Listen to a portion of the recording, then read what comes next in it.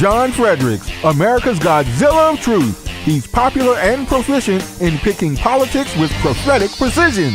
And now J. Fred's picking sports. Are y'all ready for this? All across the airwaves and streams of the John Fredericks Media Network, John, Jack, and Nate, three guys that are pretty wise when it comes to picking winners. Football, basketball, baseball, soccer, golf, UFC battles, you name it. When the game is on your mind and money's on the line, Godzilla Wins is your guide to picking winners. Before you make that play, hear what J. Fred has to say. Godzilla Wins on the John Fredericks Media Network. Oh yeah, for entertainment purposes only.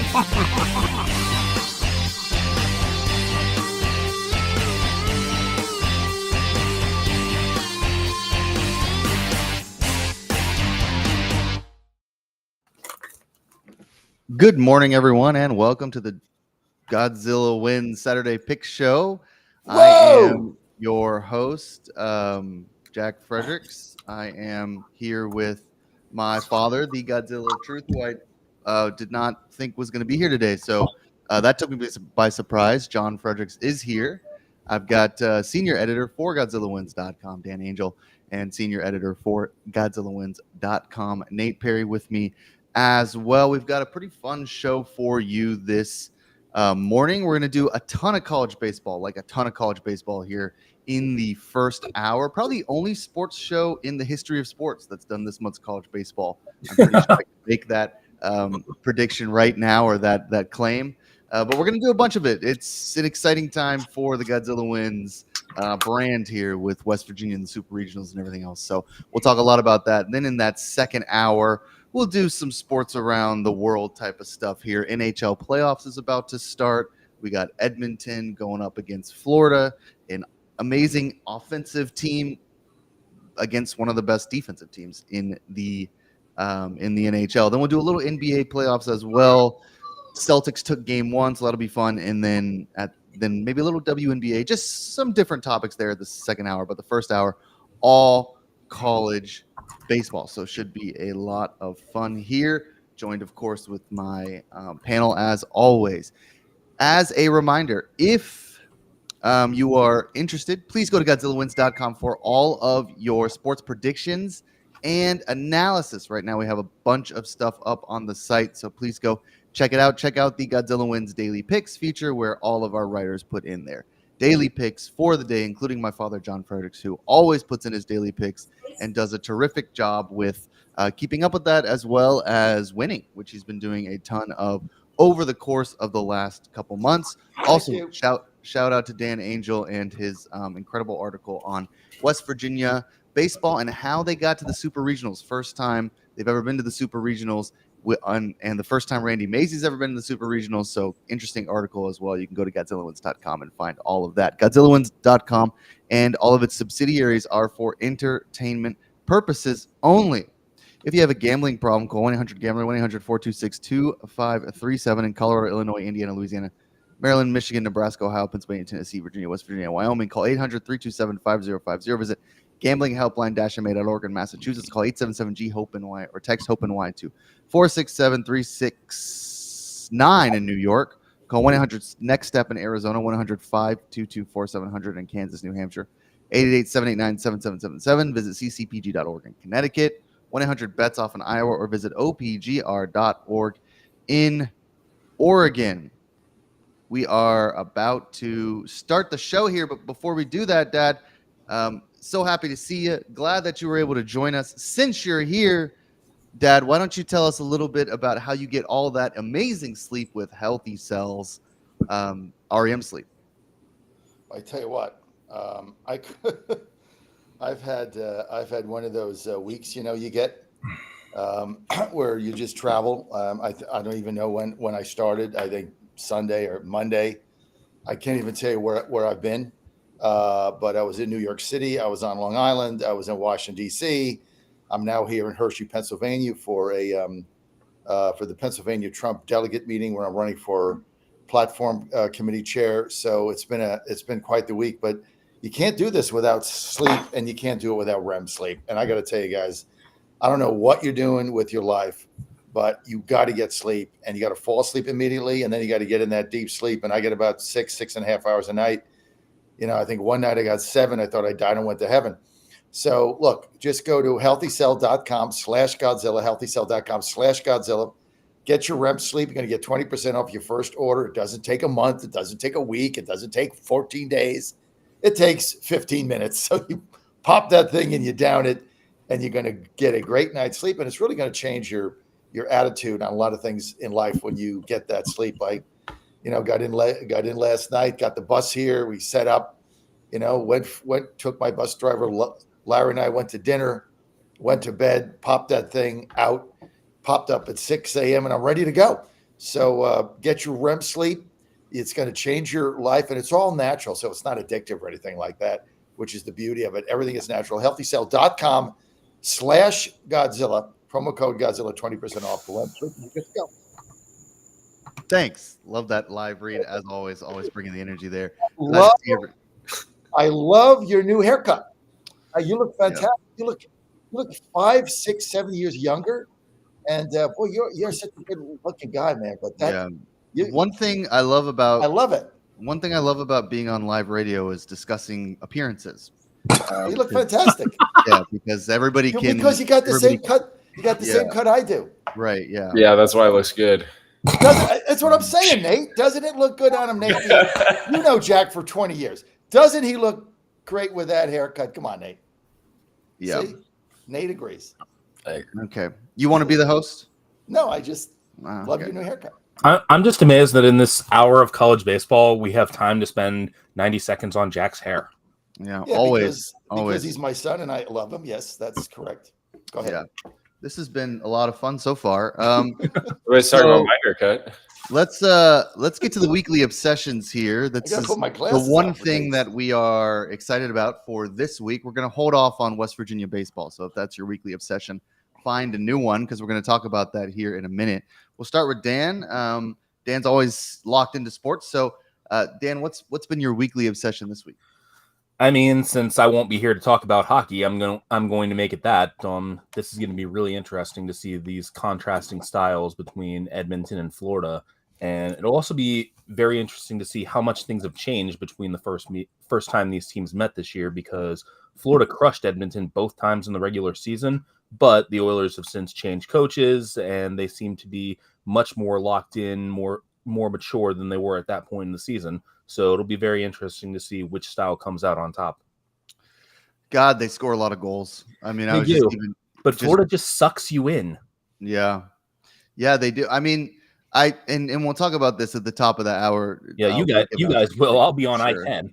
Yeah, you've got somewhere to be. But I mean, the way I kind of have been thinking about this series is, I mean, I think if Edmonton can overwhelm Florida in some ways with their offense, then maybe they have a shot. But I'm kind of just in love with the way Florida plays and that dominating Eastern Conference Finals where they came back from 2-1 with New York. I mean, it's just I don't know. They were there last year, so I think Florida is the favorite and should be. But we'll see. And last year, I mean, Florida was an 8 seed and it was just a Cinderella run. This year, they've proven that run was no fluke, and this year's team is a lot more mature and understands what it takes to win at this level. So I do agree. I think the Panthers should be favored in this series. Yeah, I'm definitely interested in some Panthers plays, but we'll get to that at the top of the hour. I'm sure Dad has some thoughts as well on that. Nate, we'll go to you as far as your weekly obsession. What you've been doing in the sports world this week? My weekly obsession has been USA T20 cricket. That's right. So for those of you that I don't know anything about cricket, but what I do know is I love a good long shot. And the USA defeated Pakistan in what is one of the biggest upsets in cricket history. Pakistan was lined as much as minus 1,000 through the game. Team USA was plus 500 for just one match. And this isn't like 2-day cricket. T20 is like shortened cricket. So it was only a 2.5 hour match, not like 2 days of watching cricket. And they won. So Shout out to Aaron Jones, who appears to be our best player. Shout out to the other guy they interview all the time that works as a software engineer at Oracle on this team. Shout out USA Cricket. Shout out cricket. Shout out some good The storyline. number 18 ranked team in the world, which I feel like is just the last out of the 18 teams that play cricket. That's what Team USA was coming into this. Yeah. So how do you place a wager on the cricket? Do you have to like go down to the MGM headlines? Yeah, I thought maybe you had I think you just have to go through a few sub tabs. Yeah. T20 cricket, because then you Yeah. gotta go, other sports, and then it's like cricket, and then it's like T20 cricket, and then it's like international competition. I figured you had to go down to the laundromat and like find Marvin and hand him like a $500 envelope and be like, I'll take the USA team plus 750, baby. Call me if they win. I didn't think MGM Grand was giving out cricket lines, but I'm glad to see that there are actually teams that are ranked worse than 20. Really? Wow. Yeah. Apparently, the Cayman Islands are ranked 40th. China is ranked 78th. Okay, so 87. It goes all the way down to 87, and Croatia is the bottom ranked team. Shout out to Croatia. 18's not bad. Shout out Croatia. Way to just love of the game. Yeah, 87th team in 87th isn't so bad. There's more countries than that, so at least they have a team. Dad, if your weekly obsession is West Virginia, hold off on it. But otherwise, if you have another weekly obsession, go for it. Yeah, my weekly obsession is how many football leagues are there? I thought we just went through some kind of football league, USFL or something, and Birmingham won or something. I mean, I don't really follow it, but it kind of comes across the TV screen. And now there's another football league, another world football. How many the hell football leagues are there? And who are these people? The USFL and the XFL merged to create the UFL. But I thought we already had a season and there was already a championship. Now we got another season coming up. I think they're in the playoffs right now. I mean, so there are too many football. It's too confusing. So my weekly obsession is, pick up alternative league and let's just go with that.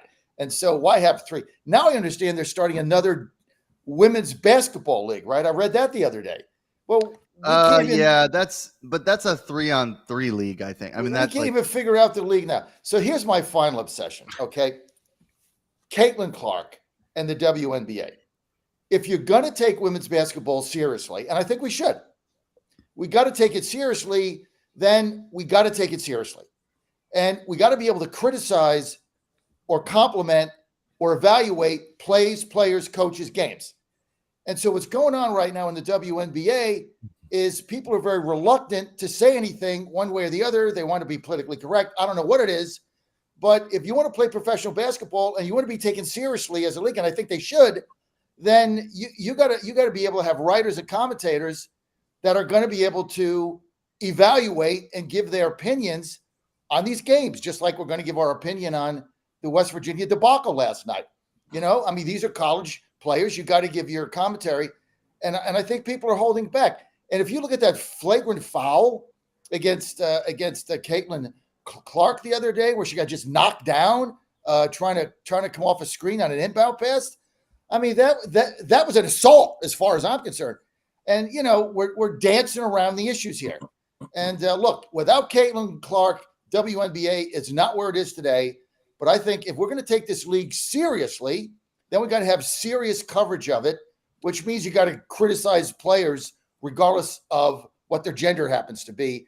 If you're going to be a serious league, that's my rant. And I would like to hopefully, and Dad, I don't know if you're here for the whole show, but if you are, I've got some WNBA talking points that I want to discuss a little bit later in the show.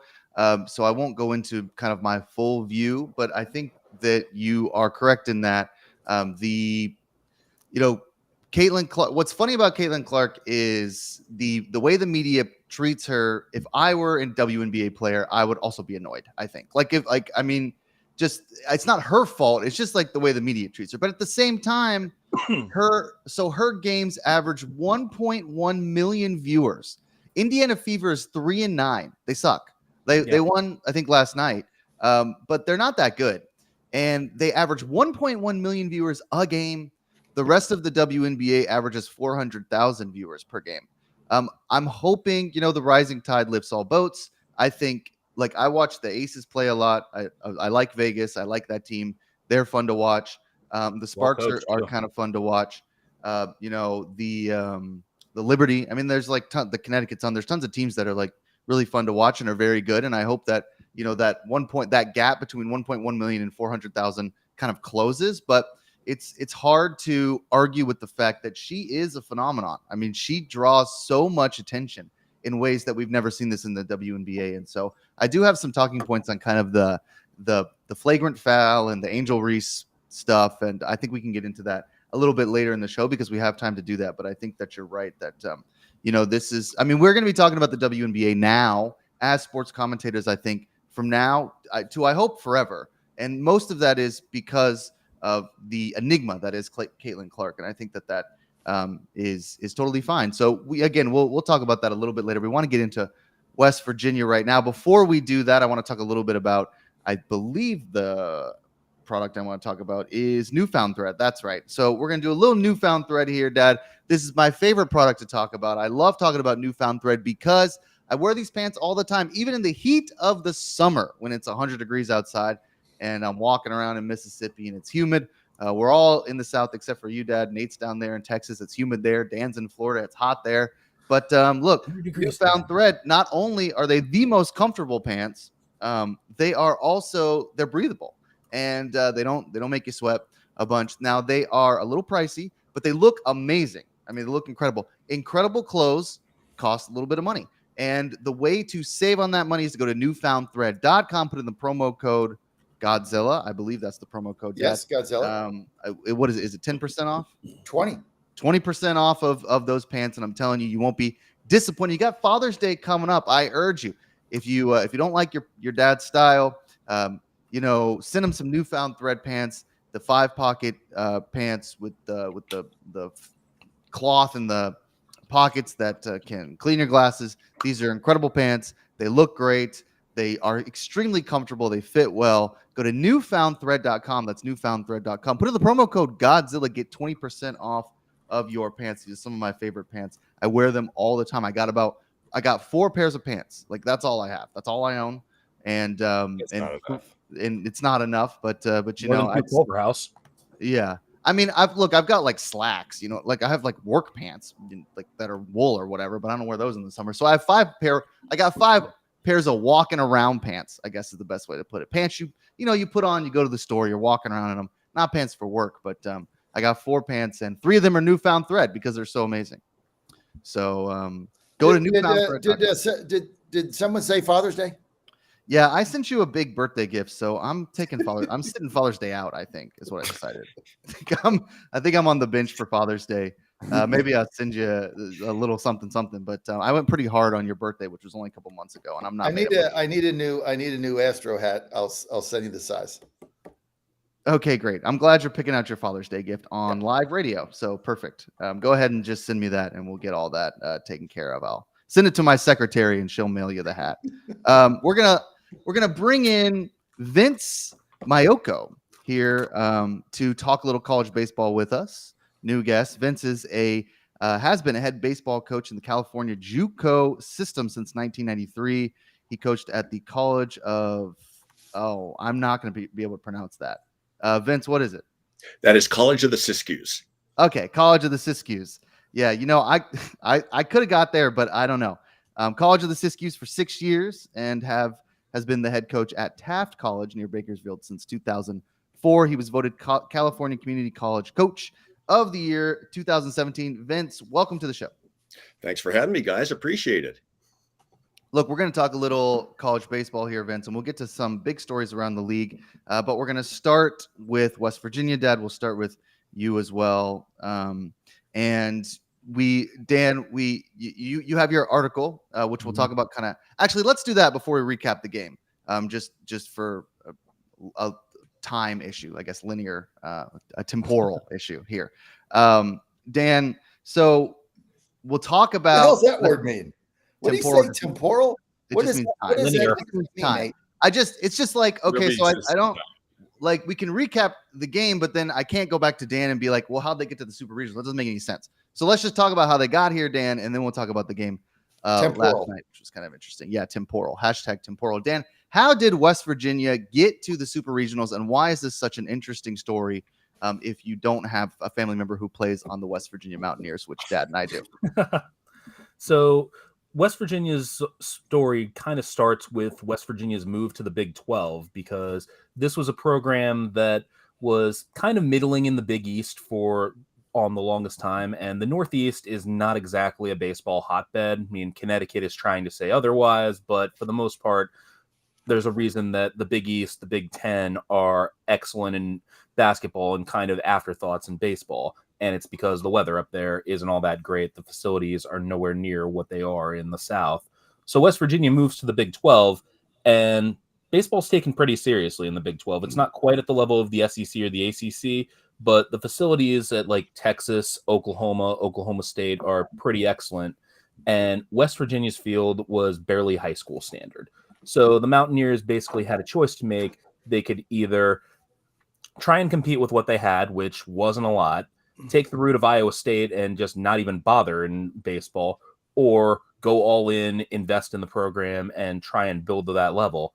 And they obviously chose the last option. They, despite John's feelings about how last night went, they got the right leader in Randy Mazey, and then they found a lot of diamonds in the rough by looking at guys who were overlooked, giving them a chance, and letting them develop. I mean, Derek Clark, perfect example, guy who was pitching in Division II and is now one of the top pitchers in the country. I mean, West Virginia, it's really been a 12-year process to get to this level, and Mazey is retiring at the end of this season, but his program is in pretty good hands because he's leaving it to his assistant, and West Virginia now has the facilities, the infrastructure, all of that in place to compete long term, and they've been doing that successfully for a few years now.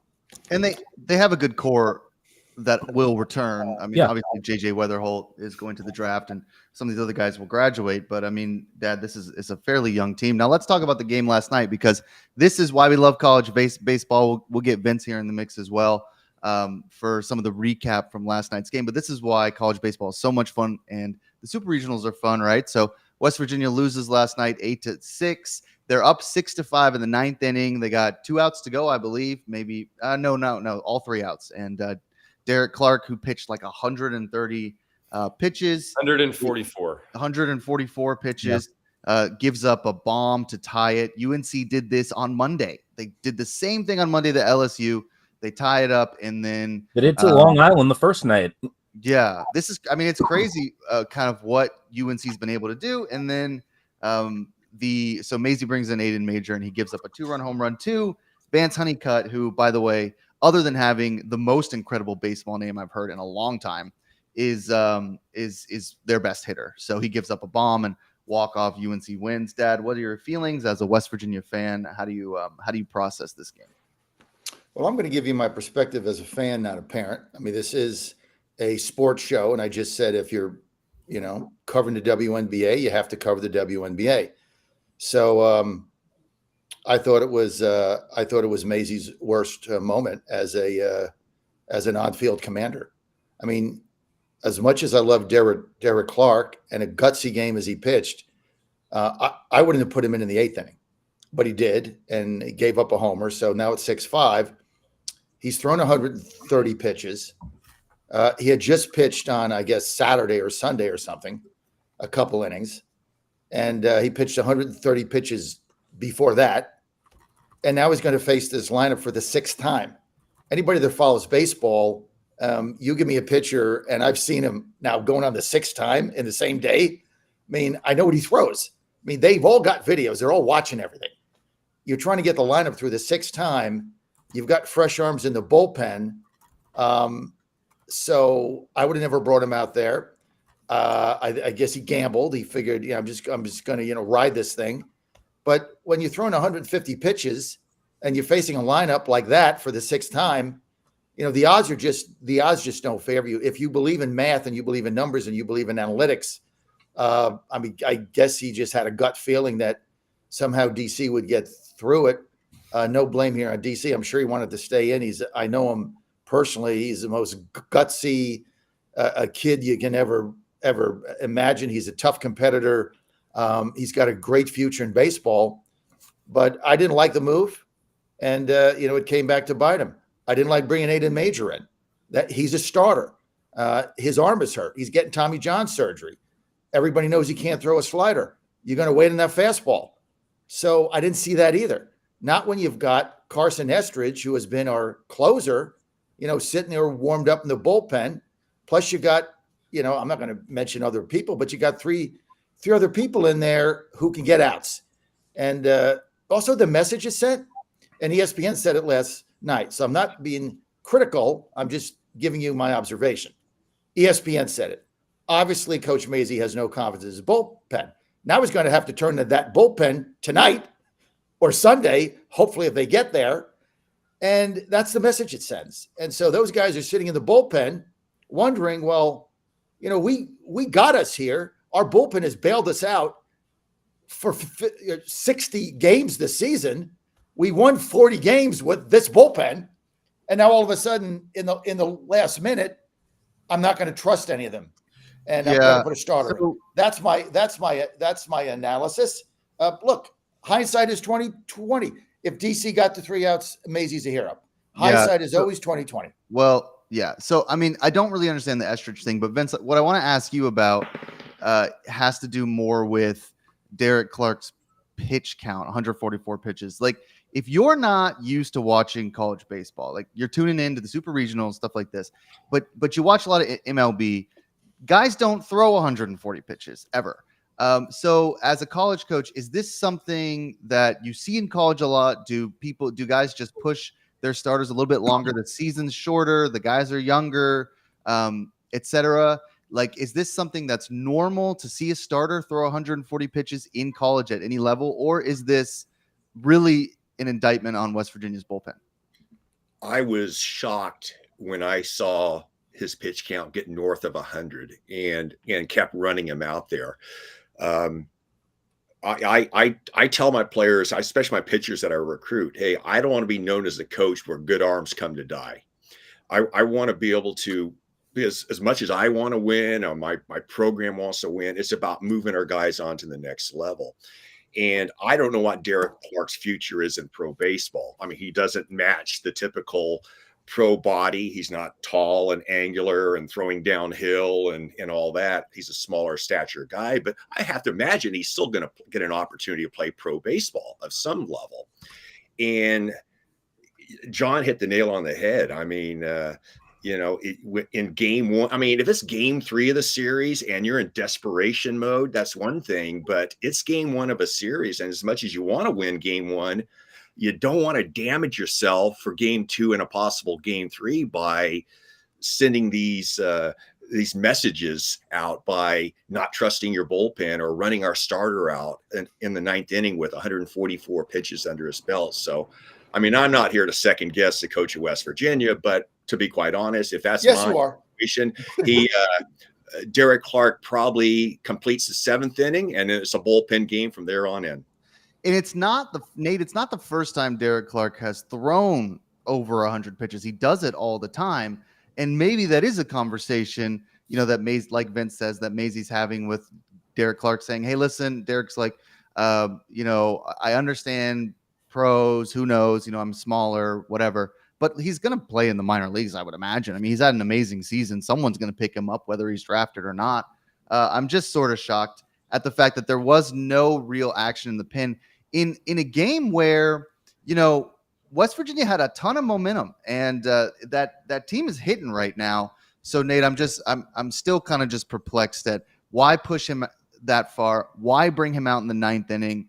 Why not bring in Estridge too, who's been really lights out for them up to this point? Is their closer at 6-5? Okay, now it's 6-6. So I guess you're thinking, well, maybe we get out of this inning and then I put in Estridge next because I just got to get through the 9th. That made no sense. But I mean, that's the only explanation I can really kind of think, Nate. I'm just not sure what happened. I mean, this was a game that West Virginia was primed to win. Yeah, no, I mean, they looked great. I mean, I was watching the game, and talking to you about it for most of it. I guess, and we talked about it on Friday morning when we were kind of doing like the teaser show, and we were like, okay, the biggest sort of key for West Virginia and the biggest sort of worry of mine going into the game was the bullpen didn't look awesome in the regionals. And it looked like Maisie was having trouble sort of finding kind of what worked, and we had both talked about that yesterday before the game, saying like, I think for them to win, they're gonna have to figure this out. I didn't think that Maisie figuring it out was going to be running Derek Clark out there for 144 pitches. Like, that's crazy. Like, that's not how you figure out the bullpen problems. Like, that's just ignoring the bullpen problems and just being like, and just pretending the game is being played in 1912. Like, that's I mean, it's true. And I mean, I honestly, like, as a guy who I watch college baseball, but not all the time, Dan. And I mean, you follow college baseball closer than any of us, except for, of course, Vince, who's in the game. Yeah. And I mean, I'm just thinking, okay, well, this must be normal. Like, this must be a normal thing that coaches do to run out their pitcher like this. So Dan, I guess, Dan, what I'm also wondering too is like, okay, well, now where does West Virginia go from here? Because UNC is a tough team. Yeah, we talked about this before. This was their opportunity in the ACC. Yeah, right. This was their opportunity, right? So they have an amazing bullpen. They have pretty good pitching, and they're a timely hitting team. And now you're down 1-0. Like, where do you go from here if you're West Virginia? Yeah, it's really tough. And to your point, Jack, no, I don't think this is normal at all. I mean, I was in Tallahassee yesterday watching Florida State, and Link Jarrett. Okay, Nate, I know where you're going with that laugh. I'm going in a different direction here. Yeah. So last week, Link Jarrett used Carson Dorsey for 8 2/3 of an inning against Stetson because he figured, okay, this is probably our most winnable game in the regional. I want to save Jamie Arnold for our tougher competition next game. So let's just ride Carson Dorsey as long as we can. Yesterday, he didn't do that. He ran Carson Dorsey out there until Dorsey was at the point where he was starting to lose a little bit of effectiveness. I think he got through 5 2/3. And at that point, Jarrett goes out to the mound and is like, okay, you've given me a great performance again. Bullpen's got it the rest of the way. And granted, Florida State produced so much offense that they could have thrown John out there and they still would have been fine. But yeah, that's the way that you manage a game and you manage this kind of tournament. So it's really going to be tough for West Virginia moving forward. And Vince, one thing I wanted to ask you, like, how does your mindset change in this kind of situation when you're managing your pitchers and it's a best of 3 series, which is normal for college, as opposed to last week in the regionals where you have that possibility of having to play 4 5 games if that first game doesn't go well and you drop to the losers bracket? Well, I got a chance to see, I was telling John about this earlier this week when I called in his weekly radio show I got a chance to see most of the regionals last week, just channel surfing. And obviously West Virginia used Clark in game 1 and then used him as a closer in game 3. And that makes sense. I mean, in a situation where it's win or go home, it's golf season. But obviously, by throwing him the amount of pitches they did last night, there's no chance they bring him back to close a game 3. And if they do, Maisie should be fired on the spot. Well, he's retiring at the end of the year, so it doesn't matter. There you have it. But no, that's the one thing. I have been around this game a long time, and that is the one thing I'm really, I as much as we want to win, we want to really work on allowing our guys to go on to the next level. Sure. And John talked about starting the 6th time through the lineup. I mean, most coaches, when you complete 3 times through the lineup, it's red alert at that point in time. And you don't want your starting pitcher typically, unless he's just absolutely dominating, you don't want him to run him through a 4th time through the lineup. And to go 6 times through a lineup, ouch. Yeah. And Dad, that's the thing. I mean, again, like, I love Clark. I love watching him pitch. His stuff is filthy at times. But he wasn't dominant. He gave up 5 runs. He gave up 6 runs at the end, but through 8 innings, he's given up 5. West Virginia they've been hitting incredibly, right? Like, Reed Chumley is on fire. That dude is a man. Kyle West hits 2 home runs. Like, love to see it, right? They tagged UNC's pitching staff all night long, but it's not as though Clark shut them down and it was 6-2 and they were frustrating UNC the whole, like, UNC, they tagged him a couple times. They hit a couple home runs. Derek Clark doesn't throw the hardest, so like the ball can get out of the park, especially with those aluminum bats. I just don't understand why you don't hand the ball to some of those bullpen guys a little bit earlier, and then Estridge in the ninth. And they were warming up, like, because I was texting with you, like there were guys getting warm from the 7th inning on, and just nobody ever came. Well, they were like a guy like until it was like the 6th or 7th guys got warm. Then the 8th, he sat everybody back down because they kept flashing to the bullpen and it was completely dead. So I mean, I guess it's just hard for me to understand the thought process behind this in a 3-game series where you know that you're going to need some dominant bullpen performances, and you know that you need a game 1 win, and you kind of wasted your best effort here. 3 things. Okay, 1, they have a good bullpen. I mean, how do you think they got there? On the back of two starters or 3 starters? They have a good bullpen. I know one of our big arms, Hageman, is down. Estridge has had a good season. Joe Fredericks, obviously he's my son. Your brother leads a team, and he's got the lowest ERA in the team. He's gotten somebody out to have that in 20 appearances. You've got, Ham in there, 5th-year senior. I know he didn't have his best stuff the other night. That happens with relievers, happens with the Astros. Presley the other day comes in, loses another game. I mean, it happens, right? You got a number of people in that bullpen that he was warming up. You got Max Yellen there. He's had a good season for them. Maybe their arms are a little sore, but I mean, the message he sent to the bullpen is, "Hey, you guys suck. I don't trust you." That's the message he sent. You can't spin this. Now he's leaving, so he doesn't care. Okay, I get it. So that's number 1, just a wrong message.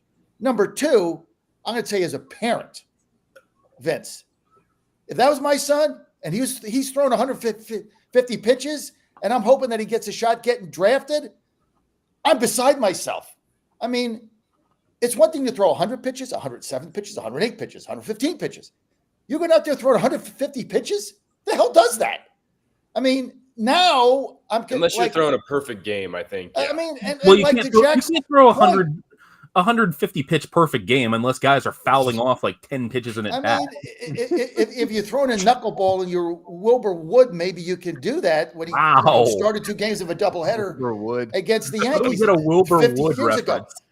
I mean, come on, Coach. If I'm Derek Clark's parents, if I'm his father, and I'm trying to get this kid drafted, and he doesn't have the frame, he's throwing 150 pitches, I'm like, what the hell? I mean, so that, as a parent, that infuriated me.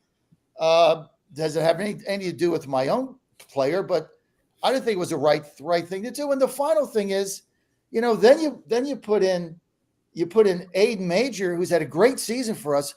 Great season. He was a Friday night starter. Guy was lights out, right? Top 5 draft pick. It's got everything working. Hurts his arm, bone spurs. He's getting Tommy John. Everybody knows that. They know he can't spin that slider the way he did when you're pitching in that kind of pain. And so you bring him out again. I mean, the message he sent to the entire bullpen, I hate to say this on air, but I'm going to say it. He said, "You guys suck. I don't trust you." Now he's got to turn to them tonight or hopefully tomorrow, and hopefully they can turn it around. I think it was his worst moment. I think I'm just amazed that could have gone for Tim Wakefield, could have gone for Phil Necro, could have gone for Hoyt Wilhelm. Wilbur Wood. Wilbur Wood. Well, he started both games of a doubleheader against the Yankees when he pitched for the White Sox. Chuck Tanner started him 2 games of a doubleheader, won them both. Yeah, I feel like that. Okay, yeah, Wilbur Wood. Shout out to Wilbur Wood. Shout out to Wilbur Wood. So just to get us back on track here a little bit, we'll end this and go to Charlie Condon next, who I'm like just fascinated with because this guy's such a beast. But I guess to put a bow on it, one thing about Major. So Major pitched really well in the regionals, like 4 innings, and he looked great for about 3.5 of them. I don't hate bringing him in. If the idea is we got to get out of this inning, we got to score runs, then we're going to bring Estridge in. I sort of understand that. But and I'm not even really like Vance Honeycutt is their best hitter. So, at some point your best hitter is going to hit a home run. Like that happens. That's why they're so good, especially in college. So, was Estridge probably the better decision? Sure. but I don't hate the major decision either, just because he did look pretty dominant in the regionals there. And his stuff looked okay. It was spinning, a little bit, but it was like, then it'd be like one nice, pitch with some spin, then a duck. So kind of hard to know.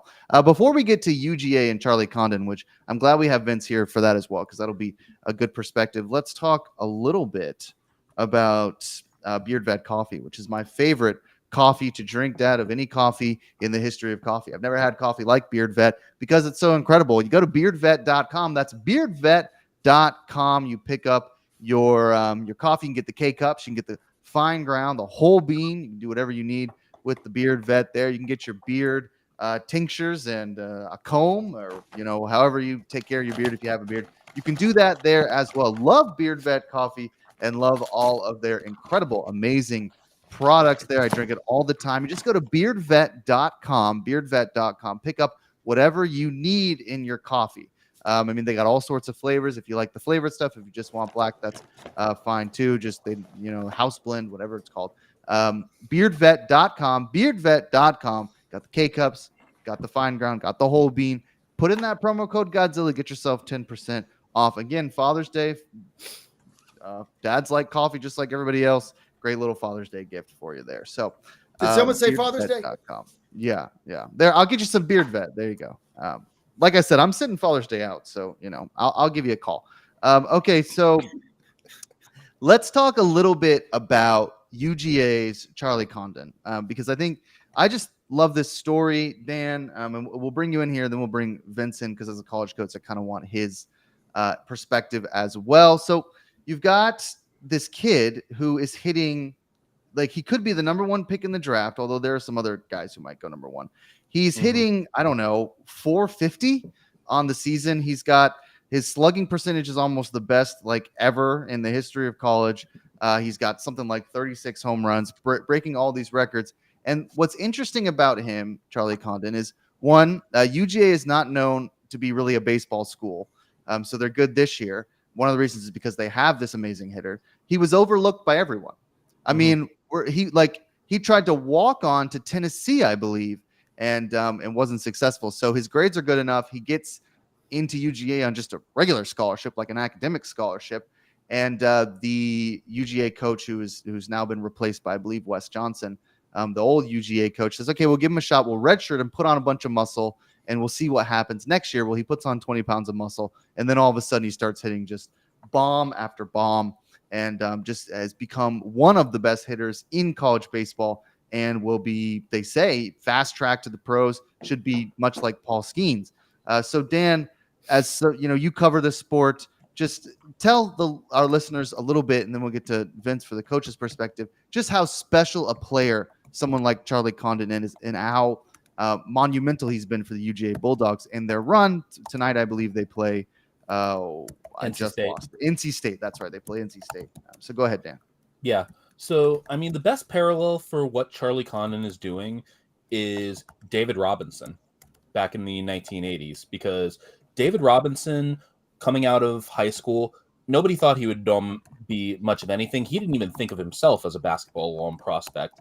He was interested in just going to the Navy and having a career in the naval forces.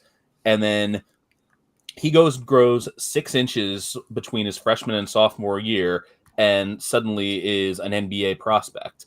And Charlie Condon is basically that same kind of late bloomer. He has, as you said, put on 20 pounds of solid muscle. He's grown into a professional type body, and he's got the vision and hitting speed to match. And yeah, Georgia's rise has been pretty impressive in an always loaded SEC. And one of the reasons is you have this player who can just hit all over the field and can find the parking lot quite regularly. 36 home runs is pretty incredible with how short of a season college baseball plays. So it's just a great story. And to do it on this kind of stage is even more impressive. Yeah, so his home run average is 0.62 per game. That's his home run average. So that means 60% of the time that he plays a baseball game, he's going to hit a Yeah. home run, which is pretty incredible. Those are the odds that if you got the prop, just take Charlie Condon to homer every single game, because 60% of the time you're going to be right there. Now, Vince, I'm interested, from a college coach's perspective. I'm sure you've coached guys like this who have been overlooked and have, blossomed into good players. Derek Clark on West Virginia is another player who we talk about a lot as someone who was overlooked. Paul Skeens was overlooked and is now, playing for Pittsburgh Pirates. He played, I think, 2 years for the Air Force Academy before joining LSU. What's the mentality, Vince, of players like Charlie Condon, these guys who are overlooked? I don't know if you have some specific stories. If you do, you could tell them. Being a JC coach, you have a team full of overlooked players that maybe didn't get an opportunity, whether it be academically, more times than not as athletically, or maybe from a lack of strength situation where they have to turn to the JUCO direction. So I know that, a lot of four-year schools that end up recruiting JUCO guys. They're recruiting a JUCO guy who comes in with a little bit of an edge, a little bit of a chip on his shoulder going, okay, you overlooked me 2 years ago, but here I am now. And I'm sure that's kind of the mantra that Charlie Condon has. I think it's fair to assume that he's pretty well a slam dunk for the baseball version of the Heisman Trophy, the Golden Spikes Award. He's a finalist along with Travis Bazzano, the second baseman at Oregon State, who also is having an unbelievable year as well, too. Bazzano, I'm going to throw a little West Coast because I'm the only person here on the West Coast, but once upon a time, you look at college baseball and the landscape of Division I baseball has changed over the last 15 years, where it used to be Fullerton State, USC, Arizona State, U of A, and now how everything has really switched, let's be honest, to the SEC. And you look at the numbers that Charlie Condon has put up, 445, 36 home runs, which I believe, Dan, is the most home runs in the BB Core era. Yeah. And 77 RBIs in the SEC. Mm-hmm. That is that's impressive numbers. Yeah, it really is. And I mean, okay, so shout out to Oregon State. We were just lamenting last weekend because they won't be, I guess, there's no more Pac-12 as we know it. And Oregon State has a terrific baseball program that I don't think there's like not everybody knows that. So shout out to Oregon State out there. Shout out to the Beavers and Mazzano. But I guess, it's fun to be able to learn about these types of players in this moment. I'm sure Charlie Condon's going to give us some magical moments here. Dan, as far as UGA NC State goes, what can we expect from this matchup? Because I believe that the first game for their series is today. I don't believe they played yesterday, though. I could be wrong. Yeah, I think they are playing today. So, I mean, it'll be interesting because, State is a pretty solid team in its own right.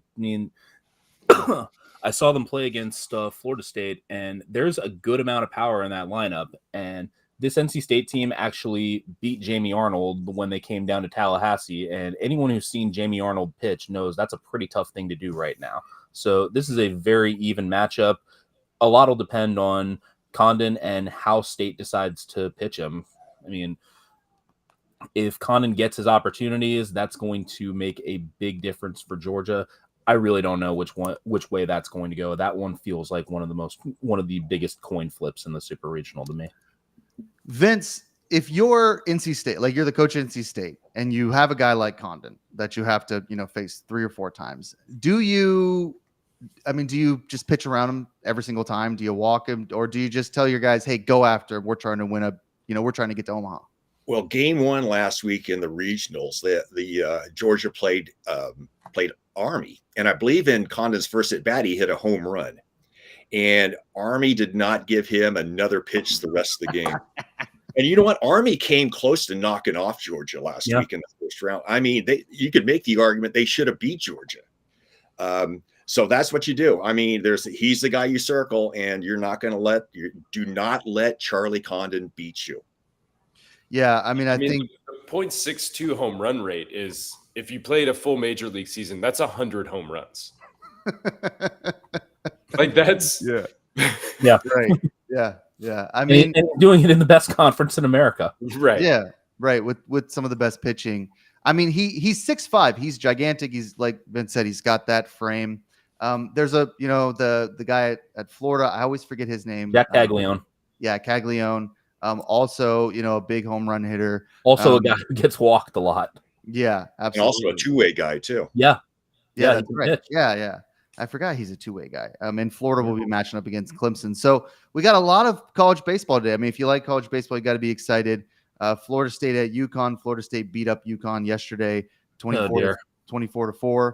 I think Florida State is going to be a real problem. I think they'll be at Omaha and be a real issue. I expect that series to end today. Yeah. Hey guys, can I throw in something here? Yeah, go ahead. Tennessee is a beast. Yeah. They are an absolute beast. They now have I believe over 160 home runs this year, and they're also I think they were third in the nation in team ERA. They had the lowest ERA left in the super regionals. I think the College World Series runs through Knoxville. Well, if things go as we expect, Tennessee and Florida State would be on the first game matchup in Omaha. That'll be a lot of fun. So, and let's talk a little bit about Tennessee, because I mentioned them, I think last week, 2 weeks ago. We've been doing college baseball a lot. This team has 54 wins. They're 54-11. That's like an insane record. Like Vince said, lowest ERA, and they hit a ton of home runs. And now they're up against Evansville. And Dan, I believe Evansville, were they a 4 seed or a 3 seed? I mean, they came out of nowhere. Yeah, so they were a 4 seed. So tell everyone, Dan, a little bit about how Evansville got here. And I mean, they pulled a pretty tough card here, having to play Tennessee in the supers, but maybe they surprise someone today and keep the game close. They lost 11-6 last night. What's up with Evansville? I mean, Evansville is the kind of story that makes college sports special. I mean, this is a program from what's usually a one-bid league. It hasn't been lately because Indiana State has become an actual power in its own right. So the Missouri Valley has kind of been Indiana State and everyone else a little bit. So Evansville got the automatic bid, and they really made the most of it. They took down East Carolina, and Wake Forest just didn't materialize in that regional. So Evansville has made a really nice run that was completely unexpected. Everyone thought that would be East Carolina versus Wake Forest, and it just never happened. But facing Tennessee is just a whole nother challenge because, as Vince said, the Volunteers do everything well. Yeah, I mean, I don't think anyone expected them to put up much of a fight against the Volunteers. Vince, one series I wanted to ask you about is Kentucky and Oregon State. How do you see that one going? Because, I mean, Oregon State is, as you said, a overlooked power. They most definitely are. And you'd mentioned before the folding of the Pac-12. And ironically, next year, Oregon State is going to be an independent. Yep. And try to put together an independent schedule. I mean, where are you going to find, you can get games in the first month of the season, but once these teams start their conference play, where are you going to get non-conference games? Where are you going to get I don't know how they're going to do it. I mean, over the last 15 years, has there been a better college baseball program than Oregon State? No. And all of a sudden, this could be it. Really think about it. I mean, I'm sure they're going to still be very good and all this, but over time, you have to have a conference to play in. And even if they join the Mountain West, at least that's something where you're going to be able to put together a 56-game schedule. Why don't they just go to the Mountain West, Coach? I don't know what. I think they're still holding out that they can create a Pac-12, with maybe grabbing some of the teams from the Mountain West, but it's one of those things they need to move, and they need to move quickly. But would WCC be a better fit for college? Like I said, Travis Bazzano, who's a finalist for the Golden Spikes, and a lot of people project him to actually be the number 1 overall draft pick. He's a left-handed hitting second baseman from Australia, of all places, Sydney, Australia, and he's had a monster season and a monster career there. So don't sleep on the Beavs. Would the WCC be a better fit for them baseball-wise? Because, I mean, that conference has produced some pretty good teams. Yeah, the WCC is arguably one of the better West Coast conferences. No question. That's where they're going for basketball. In 2 years, Grand Canyon. For those of us that don't know, Coach, what's the WCC? That is the West Coast Conference. We often think of the West Coast Conference, Gonzaga and St. Mary's in basketball. San Diego. But their baseball's not bad. Gonzaga is good in baseball, but obviously you're familiar with this, John. Grand Canyon is going to be joining the WCC in 2 years. And that will add, obviously, from a baseball standpoint and a basketball standpoint, will make the WCC much stronger. Where are they based? Phoenix, right? Correct. Yeah, Correct. shout out to Phoenix, baby, Grand Canyon. And you know, like Grand Canyon, also not a bad basketball school either. Oregon State has a pretty good women's basketball. I mean, like, you know, Oregon State also has a terrific football program right now. They do. Out of nowhere. Yeah. Yeah, I mean, I think the WCC would be fun. I just think Washington State and Oregon State are holding out. We talked about this last week. They're holding out to try to rebuild like a Pac-12, like a Frankenstein's monster type of Pac-12 here, where they just basically Why don't you do a Pac-6? Because, well, you need to have at least 8 teams in the conference for NCAA rules. Yeah. Well, I don't know, Dad. I mean, you they run get Nevada in there. Run for Pac-8 commissioner, and you can pick the teams. I got my own election coming up today at noon. I got enough issues here. Yeah, you do have enough issues, that's for sure. So did someone say Father's Day? Yeah, no. yeah. Nate can get you something for Father's Day. Nate. Yeah, there you go. You're part of the family. Yeah, go ahead. Dan will send you something. Everybody will send you something but me for Father's Day. Maybe Vince will send you something. Okay, so we got a couple minutes here, and we just kind of want to clean up the college baseball before we move on to some other stuff. I think the only real last question I have is, and Dad, we'll give you this. We'll give you, like, here's your Father's Day gift. You get 2 minutes. You got West Virginia today. Let's let's hype up the West Virginia Mountaineers. How do they get the W today and push the game to Sunday? Push the series to Sunday. We got to get to Sunday. Obviously, we're knocked out today. Tyler Switolski has been absolutely incredible down the stretch. And sometimes, as coach knows, you got to peak at the right time, right? It's all about when you get hot. And Tyler Switolski, very interesting story. Young fella came in the portal to us and was tagged to be really the number 2 or number 3 starter, the Sunday starter, and he just didn't have a good first half of the season. It rarely got through the 3rd inning.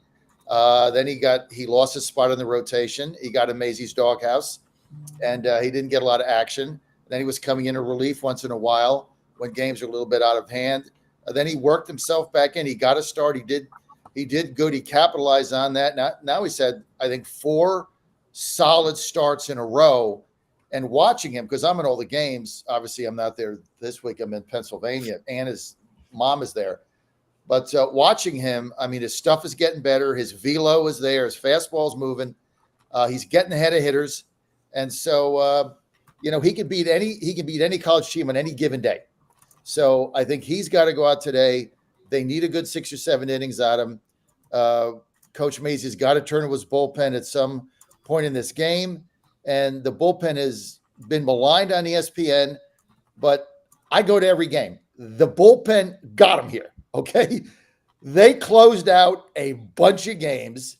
And so it's not what you think it is. It is solid.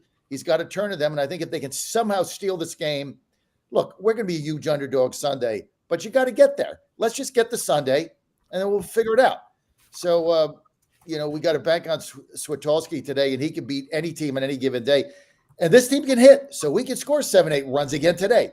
So, maybe we win this game 8-5 or something, 8-4, and then we go on this Sunday, and anything can happen. That's what I'm saying. Reed Chumley, baby. Guys on fire. We want to thank Vince Maieco for joining us, Coach Vince.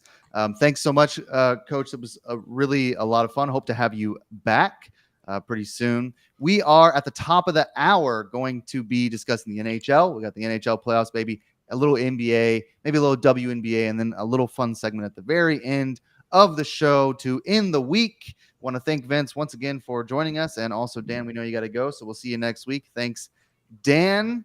Great job, Coach. Turn the dial. We will be right back.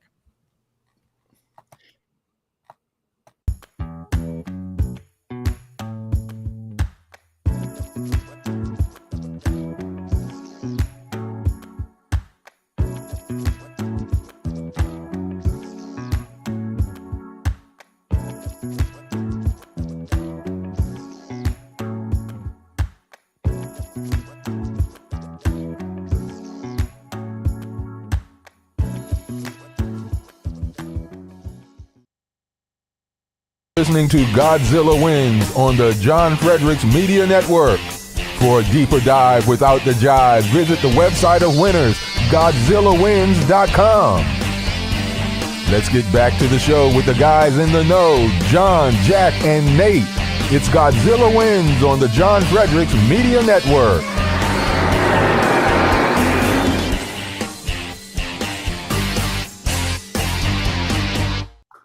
All right, we are back. Turning back the clock to the old school here. Just me, Nate, and John, back to our roots here. Almost 2 years of doing this show. That's how we started it, just the three of us. I tried, Dad, I'm always glad you're here, but I honestly, you told me you weren't going to be here. I know I missed your call yesterday, but it wasn't deliberate. It was deliberate. I just didn't pick up the phone. Well, I was doing, I was doing stuff. I was like driving around. I'm like, I don't know what he wants, and I'll call him later. But I also didn't think you were going to be here, so I figured I'd have time to talk to you at some other time, period. But now here you are. So glad to have you, because you are Mr. Hockey. And without Dan, I wasn't sure what Nate and I were going to do for 20 minutes talking about the Stanley Cup Finals. We were just going to kind of give it our best shot here and move on if we had to. But now we have Mr. Hockey Bomb himself, John Fredericks, here to tell us about the Stanley Cup. Look, we got 20 minutes. We got 20 minutes for hockey, so we got plenty of time here to talk hockey. Before we do that, Dad, though, why don't you tell us a little bit about the great deals at MyPillow? Shout out to MyPillow. Just bought 2 pillows, the MyPillow 2.0, as well as those dishcloths, which I had to get free shipping.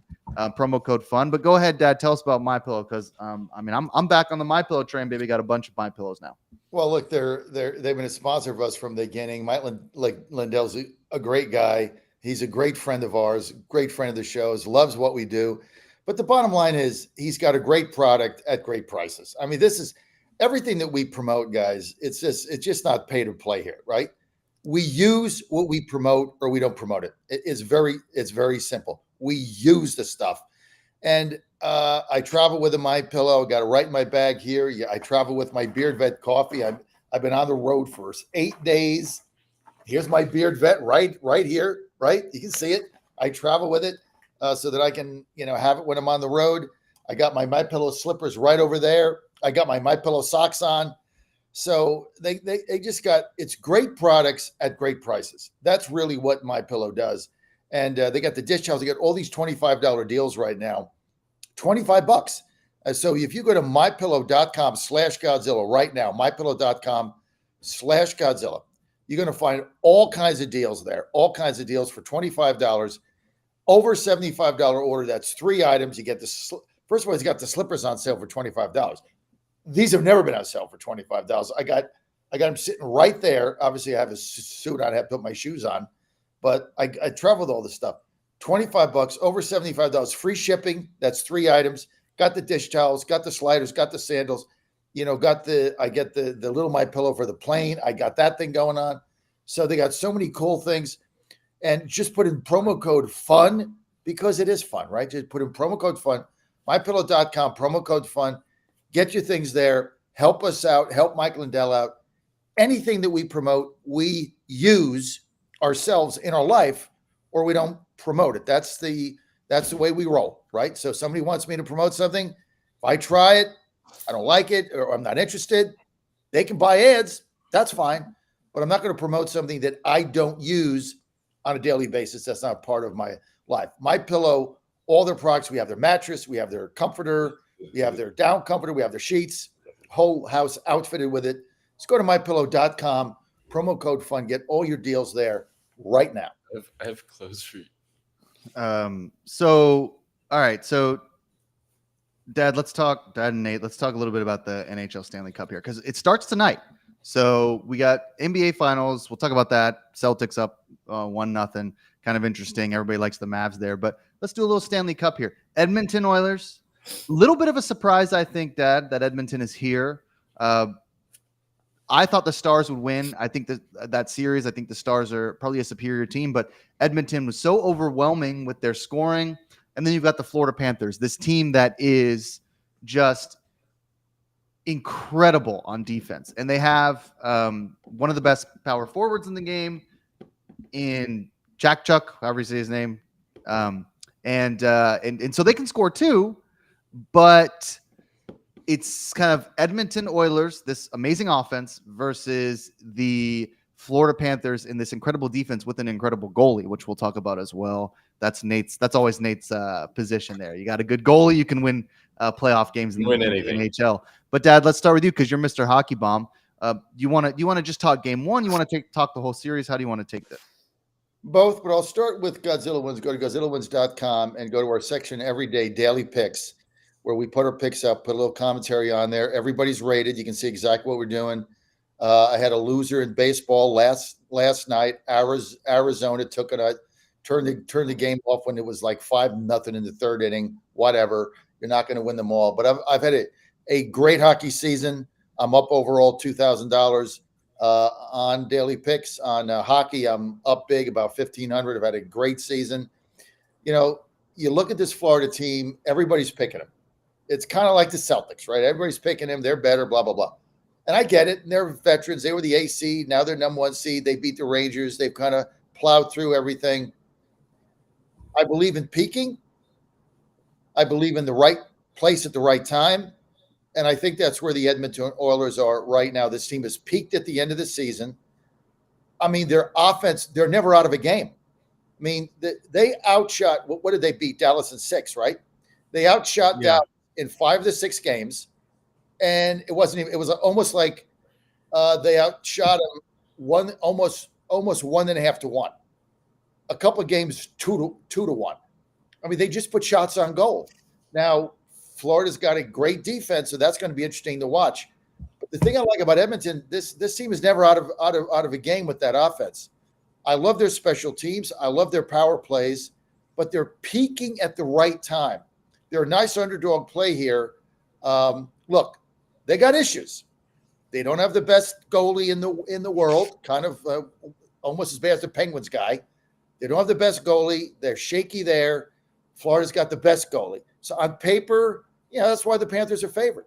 And they opened at home tonight. Oilers just need to steal a game. Get out of Florida, go back to Canada, 1-1. If they do that, they're going to win this series at a very nice price. So I like Edmonton. I like their special teams.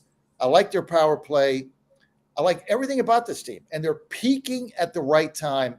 And a lot of times you just look at teams when they get hot, especially in hockey, they get hot. Now, I went a lot of hockey games on teams that just get hot and teams get cold. They get cold, I fade them. They get hot, I bet them. That's what I've learned about hockey. So there's a lot about Edmonton to like. But here's the best thing about this series. It's going to be fun. This is going to be a fun series to watch. Every game is going to be tight. There's going to be tons of shots on goal. It's going to be fun. And so tune in, buckle up, fasten your seatbelts, and let's go. I like the Oilers in 6 games. Oilers in 6. Bold pick there. I don't know. Bold pick. Nobody's real doing bold that. pick. I mean, look, you're riding the wave there with the I'm Oilers, riding the wave, baby. But that's a bold pick. Nate, where do you lean in this series? I mean, I know you probably like Florida because of the goalie and the defense. That's kind of where I'm leaning. Yeah, I mean, so the thing about John's analysis that sometimes it can be flawed is that I don't know if you make it to the Stanley Cup Finals without peaking at the right time. Like, I don't think anyone just limps into the finals. Like, the Stanley Cup playoffs are pretty long, and you really got to earn it. Like, nobody's just like, whew, don't know how we did that. That's crazy, winning all these games. Thank God the smoke and mirrors lasted us, for 2 months. So I think that, the Florida Panthers are probably feeling pretty good too. I think that Edmonton has just been the more sort of surprising team. The Cinderella team. Yeah, exactly. I think that both of them probably feel like they're peaking at the right time. I think that the difference is, optically, is that I don't think people thought that Edmonton would be in the finals. I think a lot of people when the Stanley Cup started thought Florida Panthers makes a lot of sense. They are a good team. You got to believe. To that point, the Florida Panthers are, metrically pretty much better than Edmonton in almost everything. They are just a good team. You isolate their 5-on-5 stuff. They're a lot better. So yeah, I mean, like if we're just talking about it from a betting perspective, the Panthers are somewhere around minus 130. I think the Edmonton Oilers are somewhere around plus 110 in the betting market. So it is pretty even. It is a very sort of even looking series. So to John's other point about these being close games, I mean, that seems to be sort of what is expected by bookmakers as sort of a back and forth series. But I mean, I think you just Florida, like the Panthers just look like so much better. And, let us not forget, if we're going to put on our tinfoil hats, the Canadian curse, or as some people north of the border like to say, that it's, some sort of American meddling. They don't want Canadians to win down here in the NHL. So, don't forget that it's been over 30 years since the Canadian teams won the Stanley Cup, not since 1983. So, there isn't much precedent for Edmonton coming down here and No, taking care of business. but there's not a lot of precedent in Florida bringing home a trophy either, which is kind of the weirdest thing. Like you got this team in Tampa that's been very dominant and not necessarily known as a hockey town in Florida, and then you got think Edmonton. Florida and think hockey. No, I don't. I think a lot of things when I think Florida, but it's not hockey. But and then you got Edmonton, right? So Edmonton, their last Stanley Cup win, like the championship, was 1990. Last time a Canadian team has won, as Nate said, was 1993. So you do have a little bit of a Canadian curse. I mean, that's over 30 years, Dad, of a Canadian team not being able to win. And it's not like they haven't been in the mix. A lot of Canadian teams in the NHL. So kind of interesting to think about. I guess I kind of side with Nate here from just a betting perspective, just because Florida, they were here last year. So at some point you got to figure, okay, well, they got to get one. And the line, I mean, so if you like the Panthers minus 1.5 just tonight, you get plus 185 on DraftKings. That's pretty nice. If you like them just money line, you get minus 148. That's the Florida Panthers. Plus 124 for the Edmonton Oilers if you like their money line, but minus 225 if you want to take them plus 1.5. So the line here is not exactly like, hey, Florida's just going to run away with this game or run away with this series. I think Vegas would actually prefer that you take the favorites in the Panthers. That plus 1.5 at the puck line at minus 225 is pretty. That's like, you don't see that all the time in hockey. So it's kind of interesting to see. I like the under at 5.5 goals, just because I think, okay, well, if their defense and their goalie are going to win this series, then they're going to start strong with game one. So even though Edmonton can score at will, I mean, they have more players who have scored over 18 times or something than any other team by a mile. They can score. But I figure, okay, well, if Florida is going to do this, they're going to do it at home, and they're going to shut Edmonton down, at least for a game. I don't know if I'm going to take the under every game in this series, but I put it in daily picks today. I just kind of think if we like the Florida Panthers because we like their defense and we like their goalie, why not take the under tonight and then see what happens in game two? I mean, look, I'm going to put my hockey bomb out later. I'll tell you where I'm.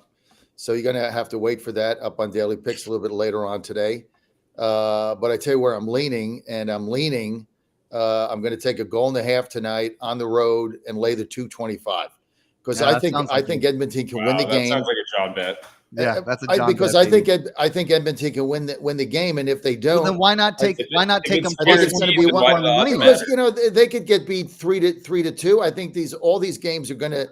If you look, I picked every game right in the Edmond Dallas series. The 2 games Dallas won, I bet them both. The 4 games Edmonton won, I bet them all. So I've been red hot here. I like the 1.5. First game, people play a little bit tight in the first game. It's gonna be tight, and so. But I know one thing about the Oilers is they're gonna bombard that net, and some of these shots are gonna go in. They just bombard the net. I mean, they're a fun team to watch because you just take like 1,000 shots. And it's not like watching you go to a Penguins game. sit there. You get a shot every 5 minutes coming out of that line. You go to you watch an Oiler game. Every time they're down the ice, somebody's trying to take a shot. So goals are going to go in, and I'm going to take a goal and a half minus 225. That's where I'm leaning, but I'll put it up on daily picks later on today. I'll also have an MLB pick. I lost last night, not good. So I haven't lost 2 MLB games in a row this season. That's why I've been hot. I've been able to come back. So we'll see what happens.